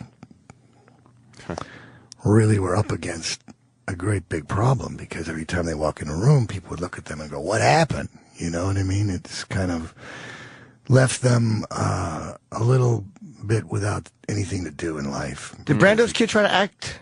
Oh, yeah. Oh, I didn't Christian, know that. Yeah, Christian did, yeah. I was pretty good friends with him for like about 2 years before the shooting. And we had an awful lot of fun together. Christian was pretty cool, but he didn't know what to do with himself, and I felt sad for that. Did you know Marlon? I met him twice. I was with Christian once, and it was on New Year's Eve, and it was about 3 o'clock in the morning, and the phone rang, and Christian was like this all the time, pointing at the phone. He didn't like to answer the phone. So I picked it up, and I was like, put Christian on the phone, and I'm like, what? I want to speak to my son. And I was like, oh, my God. So I put my hand over the phone, and I said, Christian, it's your dad, man. And he's like, I don't want to talk to him. I'm not going to say nothing to him. Tell him I'm not here. And I was like, okay. So I went, he's kind of, I'm not sure where he is. He's not here. And he goes, put my son on the phone. And I was like, whoa, shit, man. Now he's yelling at me now. I'm like, great. I just talked to Marlon Brando. He's yelling at me. Okay. You're lying to him. Thanks, man. Yeah, I'm lying to the guy. Right. Tell him I lied. It's 3 o'clock in the morning. Everybody's loaded. He's loaded. And I'm like, this isn't good, right? And so I say, Christian, in the name of God, pick up the phone. And he's like, yeah. So he goes in the other room, and he picks up the extension, and I'm trying to be polite. I'm not going to hang up. I want to make sure he gets it, right? So I'm listening, and Christian picks up the phone. He's like, yeah. And Marlon goes, who was that asshole that picked up the phone? And I was like, great. I said, no. And then now he's called me an asshole. I was like, oh, you sure lost points real quick. Hey, fucking hell, it wasn't a good beginning. What a great story. Hey, who'd you come up with in the business? I met him later the evening, and I was like, hi, I'm the asshole. Oh, you actually did physically meet him? Was that you? I go, yeah. Who'd you come up with in the business? Who were your peers? Who'd you start out with out there? Well, I grew up watching Kirk Douglas and Burt Lancaster and Lee Marvin and Robert Mitchum. All the tough guys. Those guys were pretty interesting. They don't have actors like that anymore. Humphrey Bogart and Spencer Tracy and Jesus, that kind of talent just doesn't exist anymore. But I started off doing episodic television. I was orderly in a hospital, and I worked as an auto mechanic. I worked as an orderly. I did landscaping. I was a pipe fitter, a plumber's apprentice. I went to school to be a paramedic. I drove a lot of tow trucks. I worked in a factory that made airplane parts, and oh my God, I drove a lot of trucks. I parked cars. Good place to steal them from, too, by the way.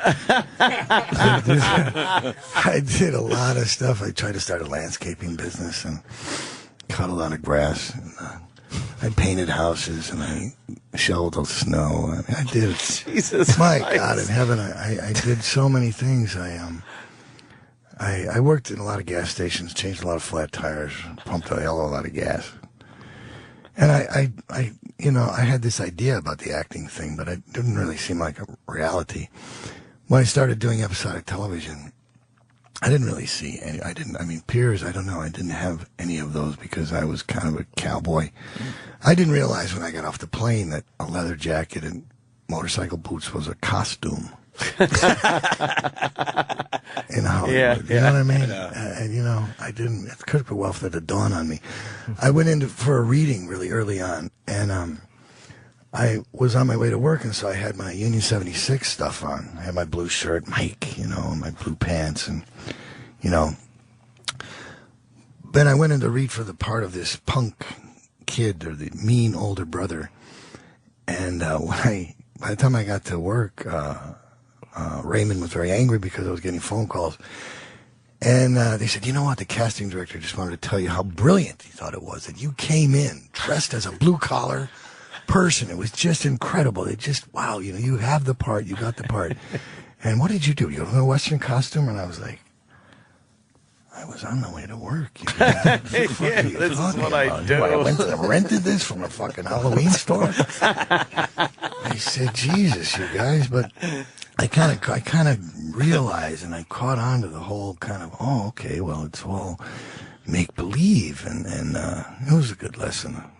Yeah, they couldn't accept the fact that you were really going to a real job. I was making it up somehow. Years later, I was doing a Western in Augusta, Georgia, and it was a part David Carradine was to have done, but having him pass away, it went to me.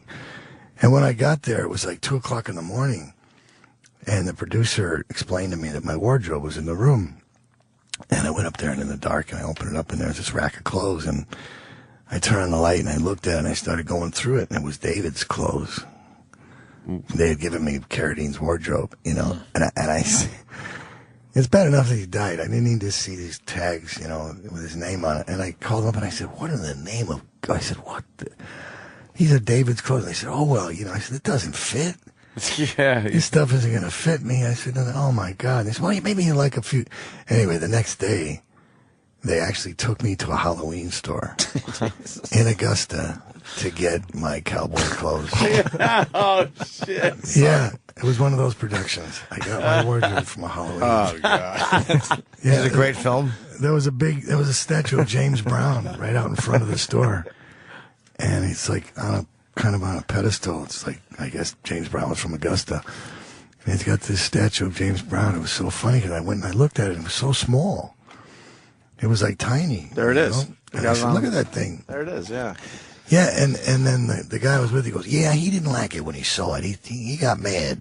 That wasn't bigger. He got mad, but it's life size. But he got mad. He didn't like it. So they put it up on a pedestal. See, they put it up on a higher. To make it look like put he's it on taller. a star to make it bigger. Yeah.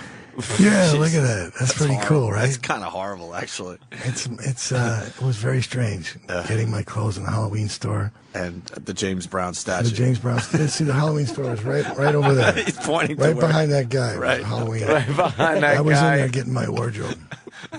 How authentic could a cowboy outfit possibly look bought at a Halloween store? Well, I had to rummage around for a little while. The prepackaged shit they had, it just wasn't right. The sheriff outfit with the little...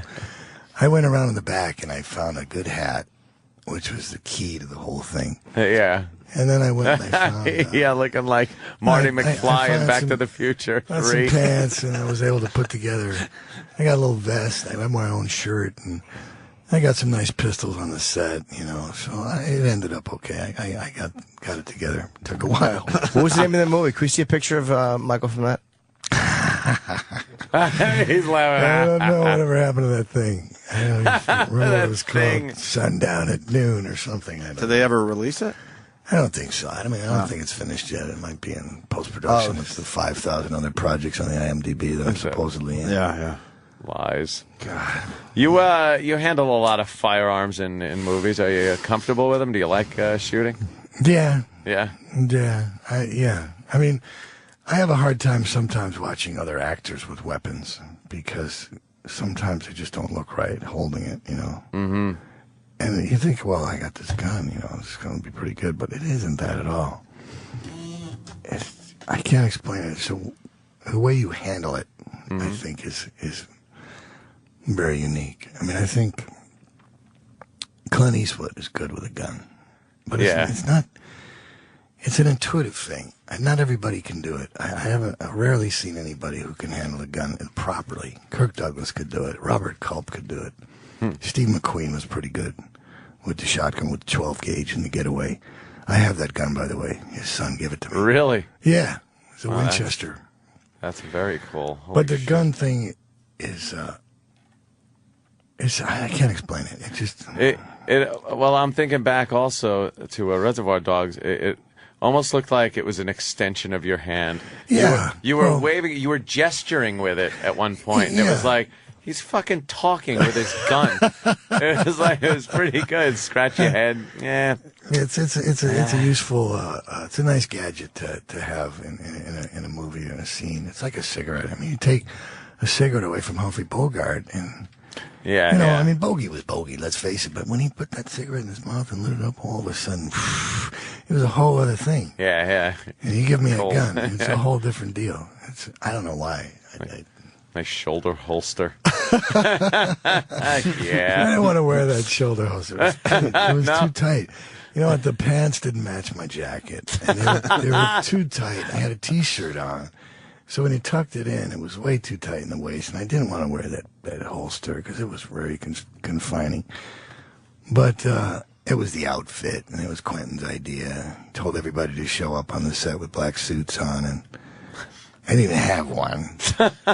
So my pants and the jacket don't match. If you look at Buscemi, he's got black jeans on. And he didn't have one either. What the fuck? The only thing we got from wardrobe, we got the ties from wardrobe. The ties, the thin ties, yeah. And I was supposed to wear black shoes, and I didn't have any black dress shoes. I had black cowboy boots. And that's why I'm wearing them in the movie. That almost makes sense, though, for the character. You seem like the kind of guy that would wear black cowboy boots. That's all I had. And then when I got the razor, I figured, okay, where am I going to put this thing? The boot. Where I put it in my fucking pocket? It just seemed to make sense to put it in the boot. But a lot of things happened that were not in the screenplay.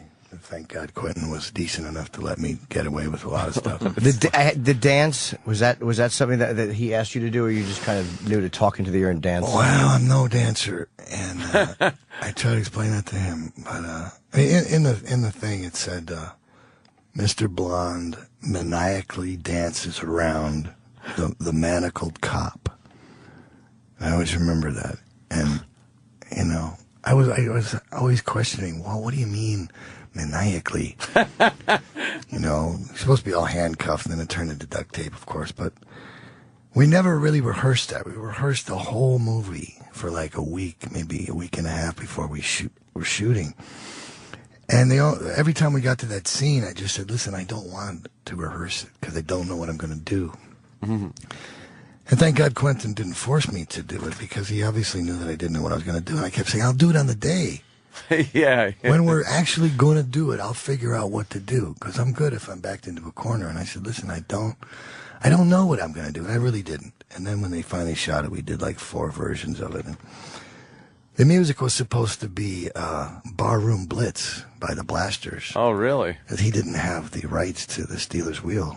And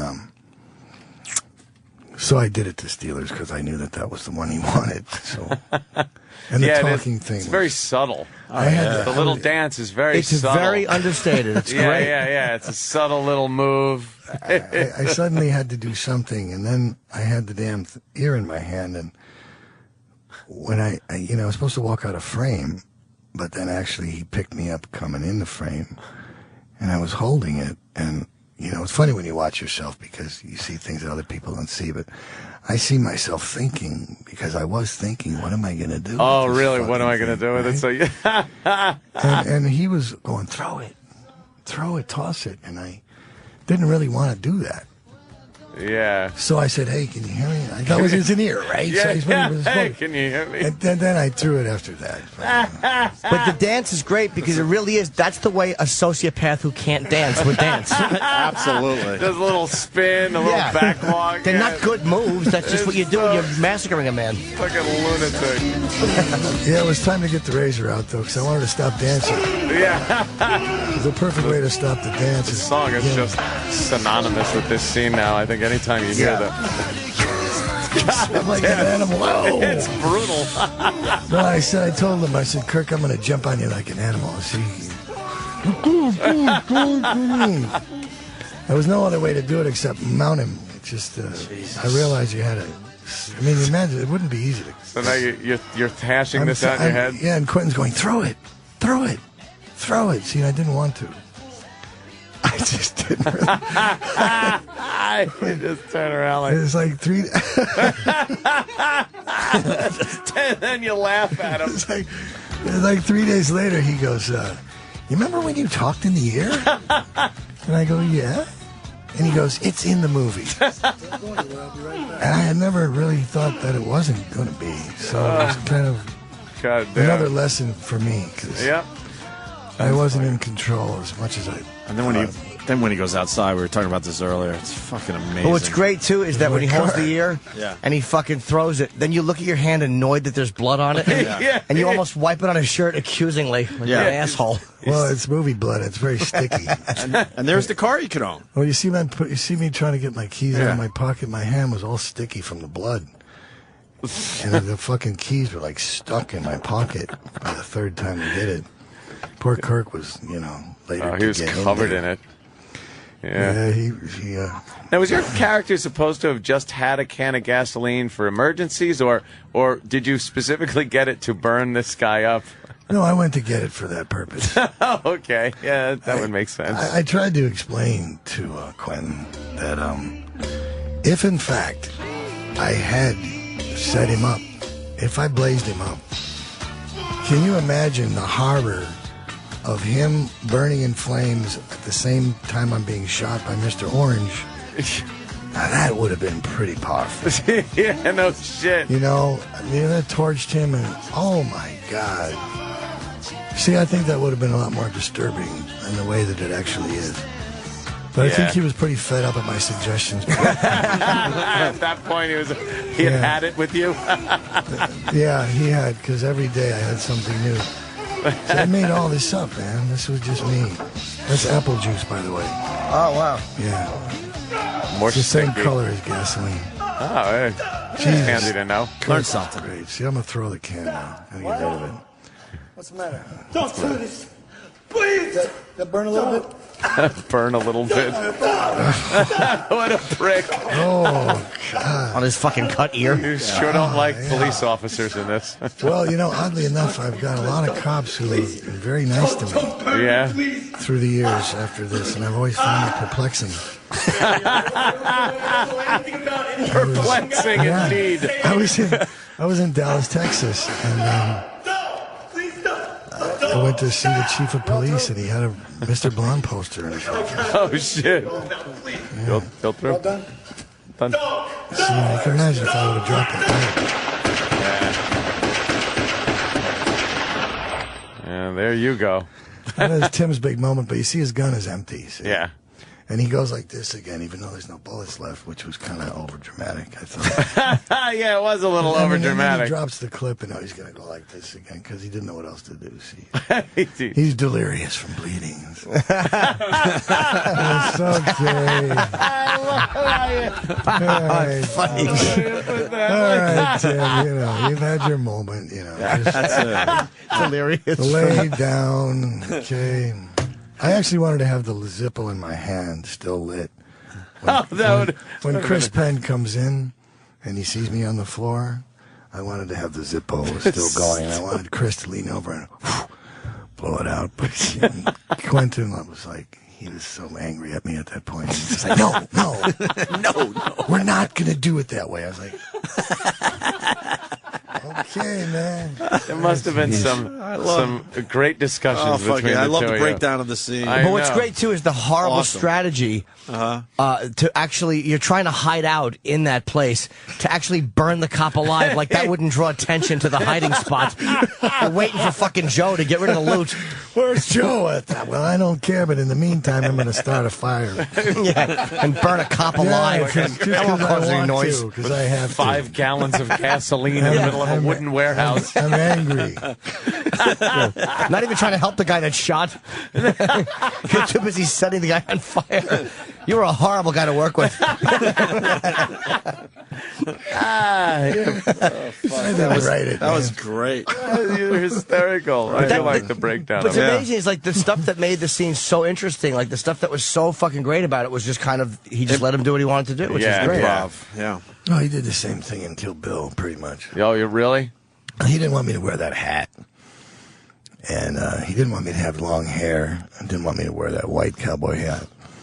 But then you can't imagine it being another way. Well, I'd been in Mexico making a Western, and I got that Stetson in Durango, and I was wearing it to the... They have Halloween shops in Mexico? That was a real Stetson. And I kept wearing it to the read-throughs, and... that's a there good it is. look. And Quentin says to me, You're not going to wear that hat in the movie. And I said, well, yes, I am. You know? And he goes, no, you're not. You're going to cut your hair. And I go, no, I don't think so. And so we had this little kind of silent war going on. And I think by the third read-through, I had become concerned about Uma because she would not make eye contact with me. And I went to Quentin and I said, listen, what's the deal with Uma? I said, we got to do this thing together. And I got to have, she doesn't seem like she wants to communicate with me. I'm a little concerned. And he goes, no, it's just the way she is. And when it comes down to it, she's going to be there and she'll be good. And I said, all right, and I was leaving. And he goes, oh, yeah. And I go, what? And he goes, now I can't picture you without the hat. And I can't picture you without the hair, so we're going to do it. And I said, oh, well, okay. But then after about a week of shooting, I did the stuff with David at the trailer. And then we're out in Bakersfield. I'm supposed to be doing the strip club. And he comes to my camper and he gives me sides. He wrote a scene. And he gives it to me, and he goes, this is what we're going to shoot today. And I said, okay. And I read it, and it's the scene where the guy tells me to take off my fucking hat, right? So he wrote a scene to make me get rid of the hat. What an asshole. Yeah, He set me up, man. He let me get comfortable. He knew I wanted it.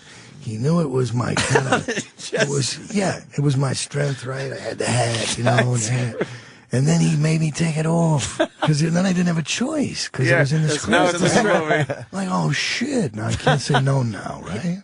He probably toiled. How could I get him to take that fucking hat off for a while before he realized, I'll just put it in the script. Yeah, that's what he did. That's a genius, okay? That really is. But the thing is when I took it off, I don't think he really fully anticipated the emotional empathy that I was going to get, because you really kind of were like, oh, man. Yeah. Oh, Bud, take off his hat. You should have had a smaller hat underneath. Bud was bummed out. Little tiny one. Like those Clinton things. Every time you take one off, there's another one underneath. Yeah, Till finally there's like this fucking thing. Tiny Is this one derby. okay? What about this one? Oh, man. Who knew Kill Bill was all about the hat? Yeah. It was kind of. Everyone was obsessed with the hat. It was a sympathetic scene for you. I became the moral center of the film. Right. Yeah. Writes a scene just so you get rid of it. Yeah, God, what a thing to do, right? Did she not make eye contact with you because of the way you guys were kind of playing? She was kind of supposed to not like you. Yeah, I think. a little. Well, I mean, all actors have their own way of getting to this psychological place they need to be, and I think maybe she was just trying to feel me out and just trying to figure out what I was going to do. Or let's face it, I mean, I had to do some pretty bad things with her, and some pretty mean things, and I think she was just trying to find her way around me, or trying to figure out what I was doing, or maybe she was trying to throw me off. I don't know, but the first thing we did was the thing in the graveyard.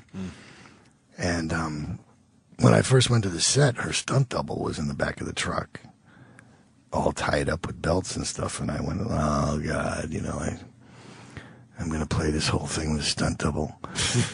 But then after we did the blocking, and then I came to shoot, my God, there she was. And she started looking at me then, and I realized it was just her way of preparing. But she ended up being great, and I love our stuff together. I blew the whole front of the camera off with that shotgun, by the way. Really? Yeah, did you see that? See, watch when she comes in. The whole front of the camera? Yeah, I blew the whole lens off the camera. Bam. See that? Whoa. I had it right up against the lens, and but the shells were rock salt. And when I did a test fire outside with it, and it was just like a big cloud of dust come out, and so they were thinking that it wasn't going to really hurt the camera. And they kept telling me to do it over here and over here and over there, and Quentin said, no, I want you to point it right in the lens. And I said, yeah, I think so too. So he loaded me up, and it should have had some plexi in front of it or something, but it was so close, I think they were worried about a reflection. But when I fired that thing, it blew the whole front of it. Wow. Like a $50,000 Panavision. Just blew out. Yeah. When I come out that door, her sword was laying on the ground, and I kicked it, and it spun around in the air and stuck right in that barrel back there. It went around like a pinwheel and stuck right in the barrel. Really? Yeah. That was pretty crazy. It's a good trick. Funny. What I only have one bracelet on there, too, you see. And in the stills of the movie, I have 2 bracelets because I forgot to take mine off. I love these little details. They're great. All I want to do is watch movies with Yeah, Michael. no kidding. That's all I want to do. No, I picked out that shirt, too. I still have that shirt.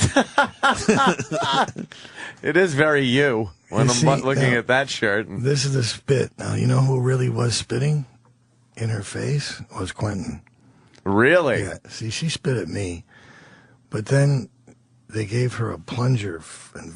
See, see, some of the spits in my face were Quentin spitting at me. Some of her was him spitting at her because he wanted to be a specific, precise, certain way. See, she's completely a toy now. And there goes the needle right in the butt. Yeah. They had a lot of volunteers that night.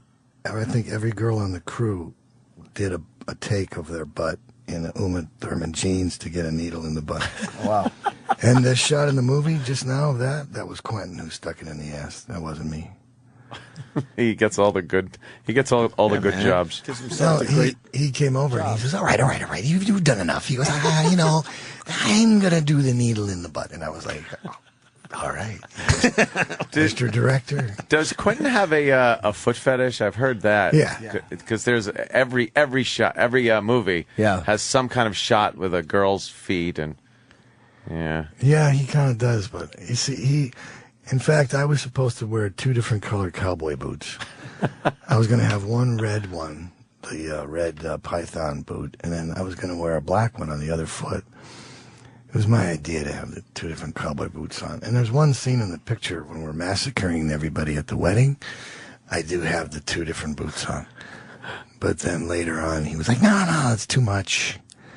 I don't want the 2-boot thing. I was like, all right, okay, whatever. I didn't get away with that one. But, man, that's kind of a foot thing. Sounds like you guys got along, you and Didn't Quentin. apply to men. Yeah, we no, do. Didn't apply to men. I just did the friar's roast of him in New York City. Right on. They actually made me a friar. I am officially a friar. Oh, really? New York City, yeah. God bless those guys. Quite an honor to be a friar. That's pretty cool. There's a lot of old school guys in there. Freddie Roman, and Frank Sinatra, Dean Martin. They don't show up so much anymore. There are pictures. There are pictures on the wall. Their pictures are on the wall. Good enough. You see that I got 2 bracelets on now. Yeah. See? Ah, yeah, a little flub there. Wow. Yeah, I was in my it's just trivia. Flub. She was good too. Daryl Hannah was enjoyable in this. I'm gonna go home now and watch this fucking movie. Yeah, I think so. It gets me psyched. It's such a good movie. She lives in Malibu. I see her all the time. Yeah. Yeah, she's nice. Sometimes people think Deanna is Daryl Hannah. Wasn't that her own car in that too? No, that's mine. That Trans Am. Yeah, wasn't that hers? No, I took that. I actually acquired that while we were shooting. So, what don't you take from the set? Takes whatever he wants. You can tell him no, though. You can work things out, if you approach the subject in the right way. What's the coolest piece of movie memorabilia you have? I have that sword that's in my hand. Yeah. And, that's nice. My God, I got the Stetson. The Steve McQueen, gone. I guess the Steve That's McQueen pretty shotgun cool. is probably the best thing I got. And I had it ID'd by the weapons handler that made the original Peck and Paw film. I was making a picture called Species, and Bobby Visiglia was the weapons handler, and he had been the weapons handler on the original Getaway, and I told him I had the shotgun. And he goes, "You don't have it." And I said, "Yes, I do." I said, "Steve's kid gave it to me." And he goes, "Yo, you don't have it." And I said, "I'm going to bring it over here and show it to you." And he goes, "All right, I got my books and I'm going to look it up. I have the numbers and everything." And I said, "Okay." I wrapped it up in a red bath towel and I put it in my trunk. And when I got to this set, I said, "Bobby, I have it." And he comes walking over and I open the trunk and he said, "Okay, man." And I started unrolling it. And the minute he saw it, he had his books with him, and the minute he saw it, he just went, "Okay." And he said, "Walk away." I said, "What are you doing?" He goes, "That's it. That's it." That's how good he was. He just knew it by sight. So that's all the identification I needed. That's pretty. Yeah, that's a great It's piece neat. of It's a nice ratchet 12-gauge pump. What was your favorite movie? You've made a lot of movies, Michael. I played an Irish-American prize fighter in a picture called Strength and Honor that never got out there and never got any distribution. I think it got caught somewhere between the wrestler and the fighter. And, it still has a chance to be something good if it could get distribution, could get properly released. I think it's a really damn good film. It's a very emotional thing. There's no guns or cigarettes or anything. It's about a father and a son, and I accidentally kill another fighter in the ring in a prize fight, and I promised my family I'm never going to fight again. And then my little boy is sick, and he can get an operation in Los Angeles. The whole thing takes place in Ireland, and so I agree to do this big bare-knuckle fight in this gypsy camp with Vinnie Jones, and for the prize money to save my kid. And it's, it's funny because you do a film like that, and you see it, and you know how good it is, and you know what it could do. It could completely change the course of your life and your career. And then you find out about the underbelly of the industry and what really goes on with distributions and knee slapping and all kinds of deals that are made with people that want a certain thing in a certain place. And you're really, really hard to get in there, especially with an independent film. And it's still possible because I know the director and some of the guys are still trying really hard to get it in the theaters and get it released. But that's a good one. I mean, if I had to pick one out, I guess that would be it. Is there any way we could see it? I can't just buy it online or something. I don't know. Netflix, yeah, something. Netflix. That's the poster of it. See, yeah, it's right there. I mean, look how many awards this thing got. It got like 38 nominations. I got Best Actor in Boston Film Festival. It got Best Picture, Best Director, Best Actor in New York Independent Film Festival. Did you get into Tribeca? No, it never went to Tribeca, but it did everything else. Los Angeles, New York, Boston. I remember when you were in here a couple of years ago, you were talking about this. You've been really pushing this for a couple of years now. Well, I'm really indebted to Mark Mahan, the director, and the guys in Ireland to put up the money for it. And it's such a beautiful story, and it's a different side of me, or maybe not. It's just, at least it was not the kind of movie. I mean, I think a lot of people saw it and they were like, "Oh my God." I think it kind of concerned some people who would be very happy to keep me in the box as the bad guy. Oh, really? And yeah, and but it's there. It's there. I mean, who knows what will happen someday? Do you just walk into some places and see some people and go like, "Oh, this guy," like you just know what the guy's all about? That Hollywood insider bullshit. Yeah, happens all the time. Yeah. Are you Are you good at playing the game, though? Like, it seems like you're a pretty straightforward kind of, hey, go fuck yourself kind of guy. But yeah, to a certain degree, I am that way. But I've also realized that being that way sometimes can be very misconstrued. You can be in a room with 50 people and sign 50 autographs and have 50 conversations, but that 51st person who might want to talk to you when you're leaving or when the building's on fire or maybe, you have something really important to do and you don't have that much time for that one person. That one person, for the rest of their entire life on Earth, will say, I met Michael Madsen, that fucking asshole. He's a prick, he's drunk, he's a jerk, he's fucking blew me off. It's really kind of a mixed bag of tricks. You speak your mind and you talk about a lot of things that a lot of people know are true, but you can't really say it because if you do, you're going to be put out of the business for saying it. So it's kind of it's a very, very strange. I mean, let's look at this whole thing with Charlie Sheen is going on. But I'll tell you a story about Charlie. When my friend Christopher Penn died, Sean called me up to be a pallbearer at Chris's funeral. And I was carrying that box into the chapel. And I was really shattered. I mean, it was one of those times in my life where I just couldn't put it together. And I was really crying, like, heavily. And I had been for a couple of days. And I was really destroyed.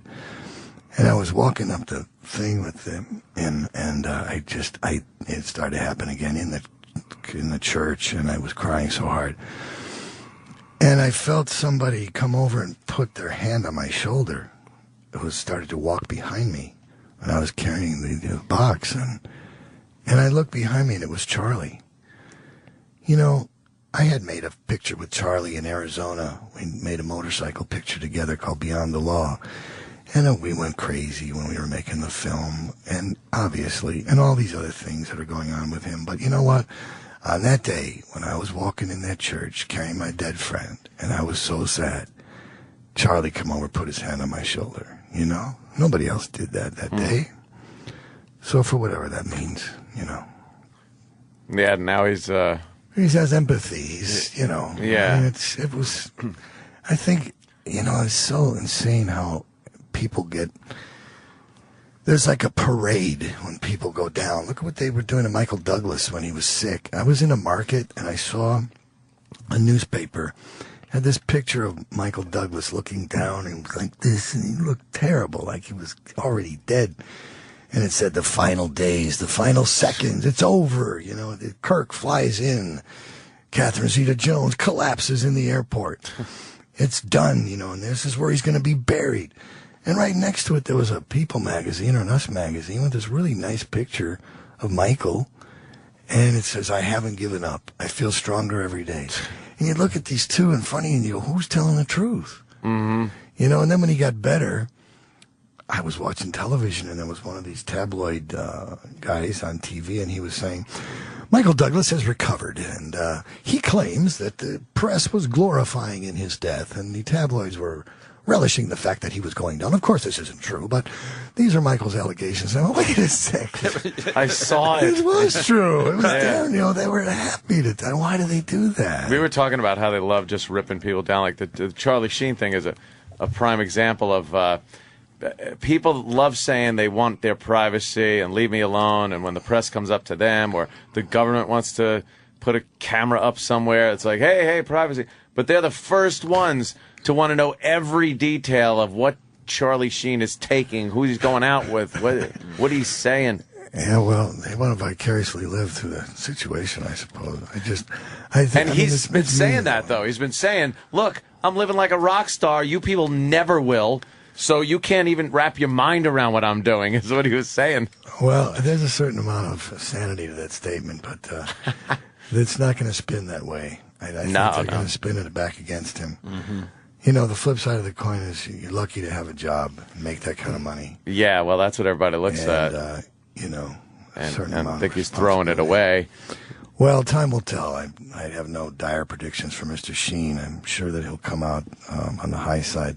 CBS is in a weird position, though. Normally the networks are just worms, but they're kind of in a weird position because if something bad happens, people are like, well, you saw this coming, and it's like, and they're like, Well, look at Elliot Spitzer. He's got his own talk show. No kidding. For God's sakes. I mean, come on. Everybody. You would have bet a lot of money against that. People are trying to get me to do a reality show to meet the Madsons. You should. But when I look, well, my house is pretty funny and pretty crazy. It would probably be a big hit. But when you look at what happened to the Hogans and the rest of them and these reality shows, you blast your whole family apart. Could get in the way. Yeah. I mean, come on. I don't need that kind of trouble. No, I don't think so. Sometimes you have to be on 5 seasons before they finally start paying you. Oh, is that the number? Yeah, 5 seasons? In the beginning, it's pretty grim. They don't give you anything. It's all speculation. Yeah, we don't know. Well, we don't know how this is going to work out, so we're not going to pay you a cent, basically. We're gonna if come it's in. successful, well, then we'll renegotiate. But right now, we're just going to play a game, and I'm like, no, man. No, thanks. Sorry. Got a built-in audience. What the hell you want to do that for? Turn my kids into celebrities overnight for doing nothing. Yeah. It's kind of scary. Yeah, it's got to fuck them up a little bit. Yeah, no doubt. You think? Yeah. Plus, you had to work so many years. That's not fair for them just to become famous without doing anything. Yeah, forget about the kids thing. What about you, damn it? 25 years, pal. I've been doing this. Okay? Can't get my boxing picture released. Well, fuck, this was great, Michael. Michael Madsen, always fucking a hit on our show. Absolutely. You guys are very gracious. Always fun, man. What are you Love kidding me? having We you can on. listen to this all day. Love having you on, man. I want to just watch a whole movie with them one day. Well, go see The for one Bleeding. show. Which is live commentary. Yeah, live commentary. The Bad Priest. All right, yeah, so you got to promise me you're going to read one of these every day. Oh, yeah, the book is called, let me give it a plug for the book. It's called American Badass Michael Madsen. It's got a picture of him on a motorcycle on the cover and also getting out of a car and smoking a cigarette. It's like all phases of his life, you know. It's a professional lot of and personal. pictures, Yeah. which is a selling point for a lot of people. Yeah, and it's great. It's got these A lot of pictures. really and, cool stories. And in some them. stories in there, so stories. And the movie he's promoting now is called The Bleeding. And the exclusive engagement here in New York is at the Village Cinema East. It's, tonight through March 3rd. And the big premiere is tomorrow night, which this show is invited to and will be going to. we never get invited. We got to check our anything. schedules, right? No one, Jimmy? but it was so embarrassing. how One of us should have said, "Well, I don't know." I Could gotta we check have at my least schedule." fucking pretended? Right, we got before the question. But no, actually, we asked him. Because I don't Can know we go, and he's like, "All right, I guess." He didn't even know what he was inviting us to. He's like, "I don't know if you want." Yes. Yeah. Could have been anything. We're so needy, Michael. Yeah. Danny had a great idea, though. That's fun. Yeah. It's a Michael, good movie. Danny had a great idea. Just go over people's houses and do live commentary for the movies. Instead of having a commentary track on the DVD, it's just like, no, here's Michael Madsen. He's coming over the house, and you sit down. It's a great idea. You gave me a really good one. I wish you were running a go. studio. 'Cause I'm unemployed.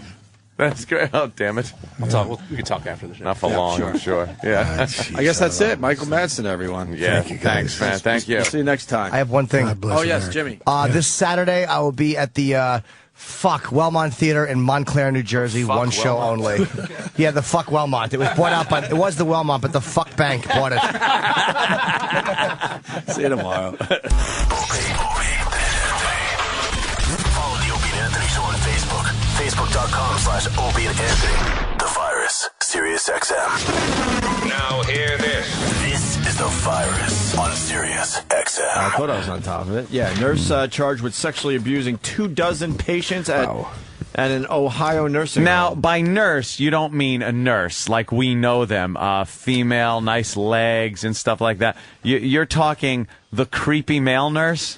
Well, yes, his name's John. John, I'm a nurse. Of course, So much less sexy. Yes, nothing's creepier than a male nurse at an old age home. With a can of Vaseline, Yeah. spitting in his hand before he goes in the room. He's just constantly going in the supply closet for more Vaseline, and they can't figure out what he needs so much for.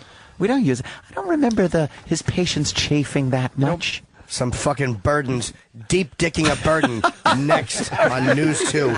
At least they're good for something tomorrow on Fox. I can't believe TJ would say that. Exactly. That was me. That was Jim Norton. Jimmy Norton. Luckily, Jim Norton's got that raspy, sick voice. Yes. So Yeah. we can distinguish which stillborn jokes are his. Well, no, this is the abusing the elderly sexually. The stillborn stuff we're going to save. We're going to bridge into it. Hey, do we have some sexy music for this story? Maybe a little porn or... Nice. This is fucking hot. So this guy works at an old old folks' home. That's right. In Sandusky, Ohio. Sandusky? Oof. I'm just waiting for the music, and then we'll do the story. Imagine that. You're just some old codger in Sandusky. Your kids have abandoned you in this fucking shithole. And here comes the male nurse. Yeah, Jimmy's got the sexy voice today because he's a little sick. So that's right. Why don't you use that sexy voice, Jimmy? Get those cocks out, gents. A night shift nurse accused of sexually abusing as many as 24 elderly or disabled patients at a nursing home was in jail Wednesday. Many of the victims at Concord Care and Rehabilitation Center were had no unable idea what was happening. Of course they didn't. They had no idea. They were unable to report the abuse. Stop whining. And some have since died. Stop whining. Wow, he really knew when to get them. Fucking put a satin pillow under their head and fuck them. All right, that's not the story.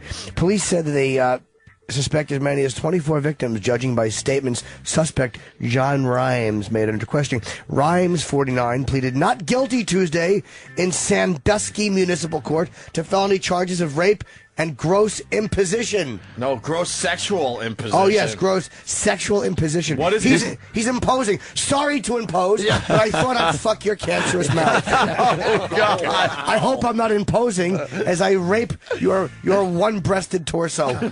Jesus, what a sociopath. You are. No, I'm not the guy who did it. You sound like Danny Bonaducci today. Really? Oh, we're talking real fast. Guess what Danny says? I'll talk a whole lot until you can jump in and go, this guy isn't saying a fucking thing. We get it. You're ranting. The director at the nursing home said in a statement that Reams had been fired. I would hope so. Oh. Imagine if it said he'd been given a raise pending investigation. What's his name? R-I-E-M-S. John Rhimes. Oh, I thought you said Reams. Or Reams. R-I-E. More appropriate. Reams would be more appropriate. And we cannot share any more detail at this time out of respect of the privacy of our residents and in light of the ongoing investigation. They're looking into his past. Blah, blah. Sure they are. Which include employment at other facilities. Of course. 24 old people. How does your dick get hard for 24 old people? For one. For one, of course. Jesus Christ. Well, he's a special kind of guy. One of those guys that are kind of into that, I guess. Old people. I think it's really funny that... baby powder and death. God, that's what turns him on. Yeah. Many of the victims were unable to report the abuse. Just sitting there going, shut up, have another pill. They would just point to their ass and tears would come down. Oh, fuck. Fucking creepy male nurse. Take care of your parents when they're old. Or at least set up a video camera in the room so you can have some laughs at a party. You can have your own halftime show. What do you think? Like, I'm sure there are children of these elderly, grown. That had to put him away for whatever reason, Alzheimer's or something. They already got the guilt. They still visit. They have the guilt. They have the guilt of putting him away. And then you find out they were rolled over and just fucked in the ass by some scumbag that works there. How do these people go to trial, go to jail, and not one family member kills them? Because there's metal detectors in the court. They protect you. There's got to be a way to get... Every system is put there to make it look like it's secure, not for real security. Let's be honest here. There's got to be a way There's got to be a way to kill that fucking guy. If that would... Let me tell you, I love my mommy. And if she loses her mind, which talking to her lately could probably happen any minute, and she has to be put in a home, and I find out someone starts tagging her, you gotta kill the guy. Your mom's hot. You gotta. She really is. She'd Your be mom's tops on the smoking. list. She would be the first to go. Oh, first to go. He wouldn't even get arrested for that. Forget it. She would be the first dozen.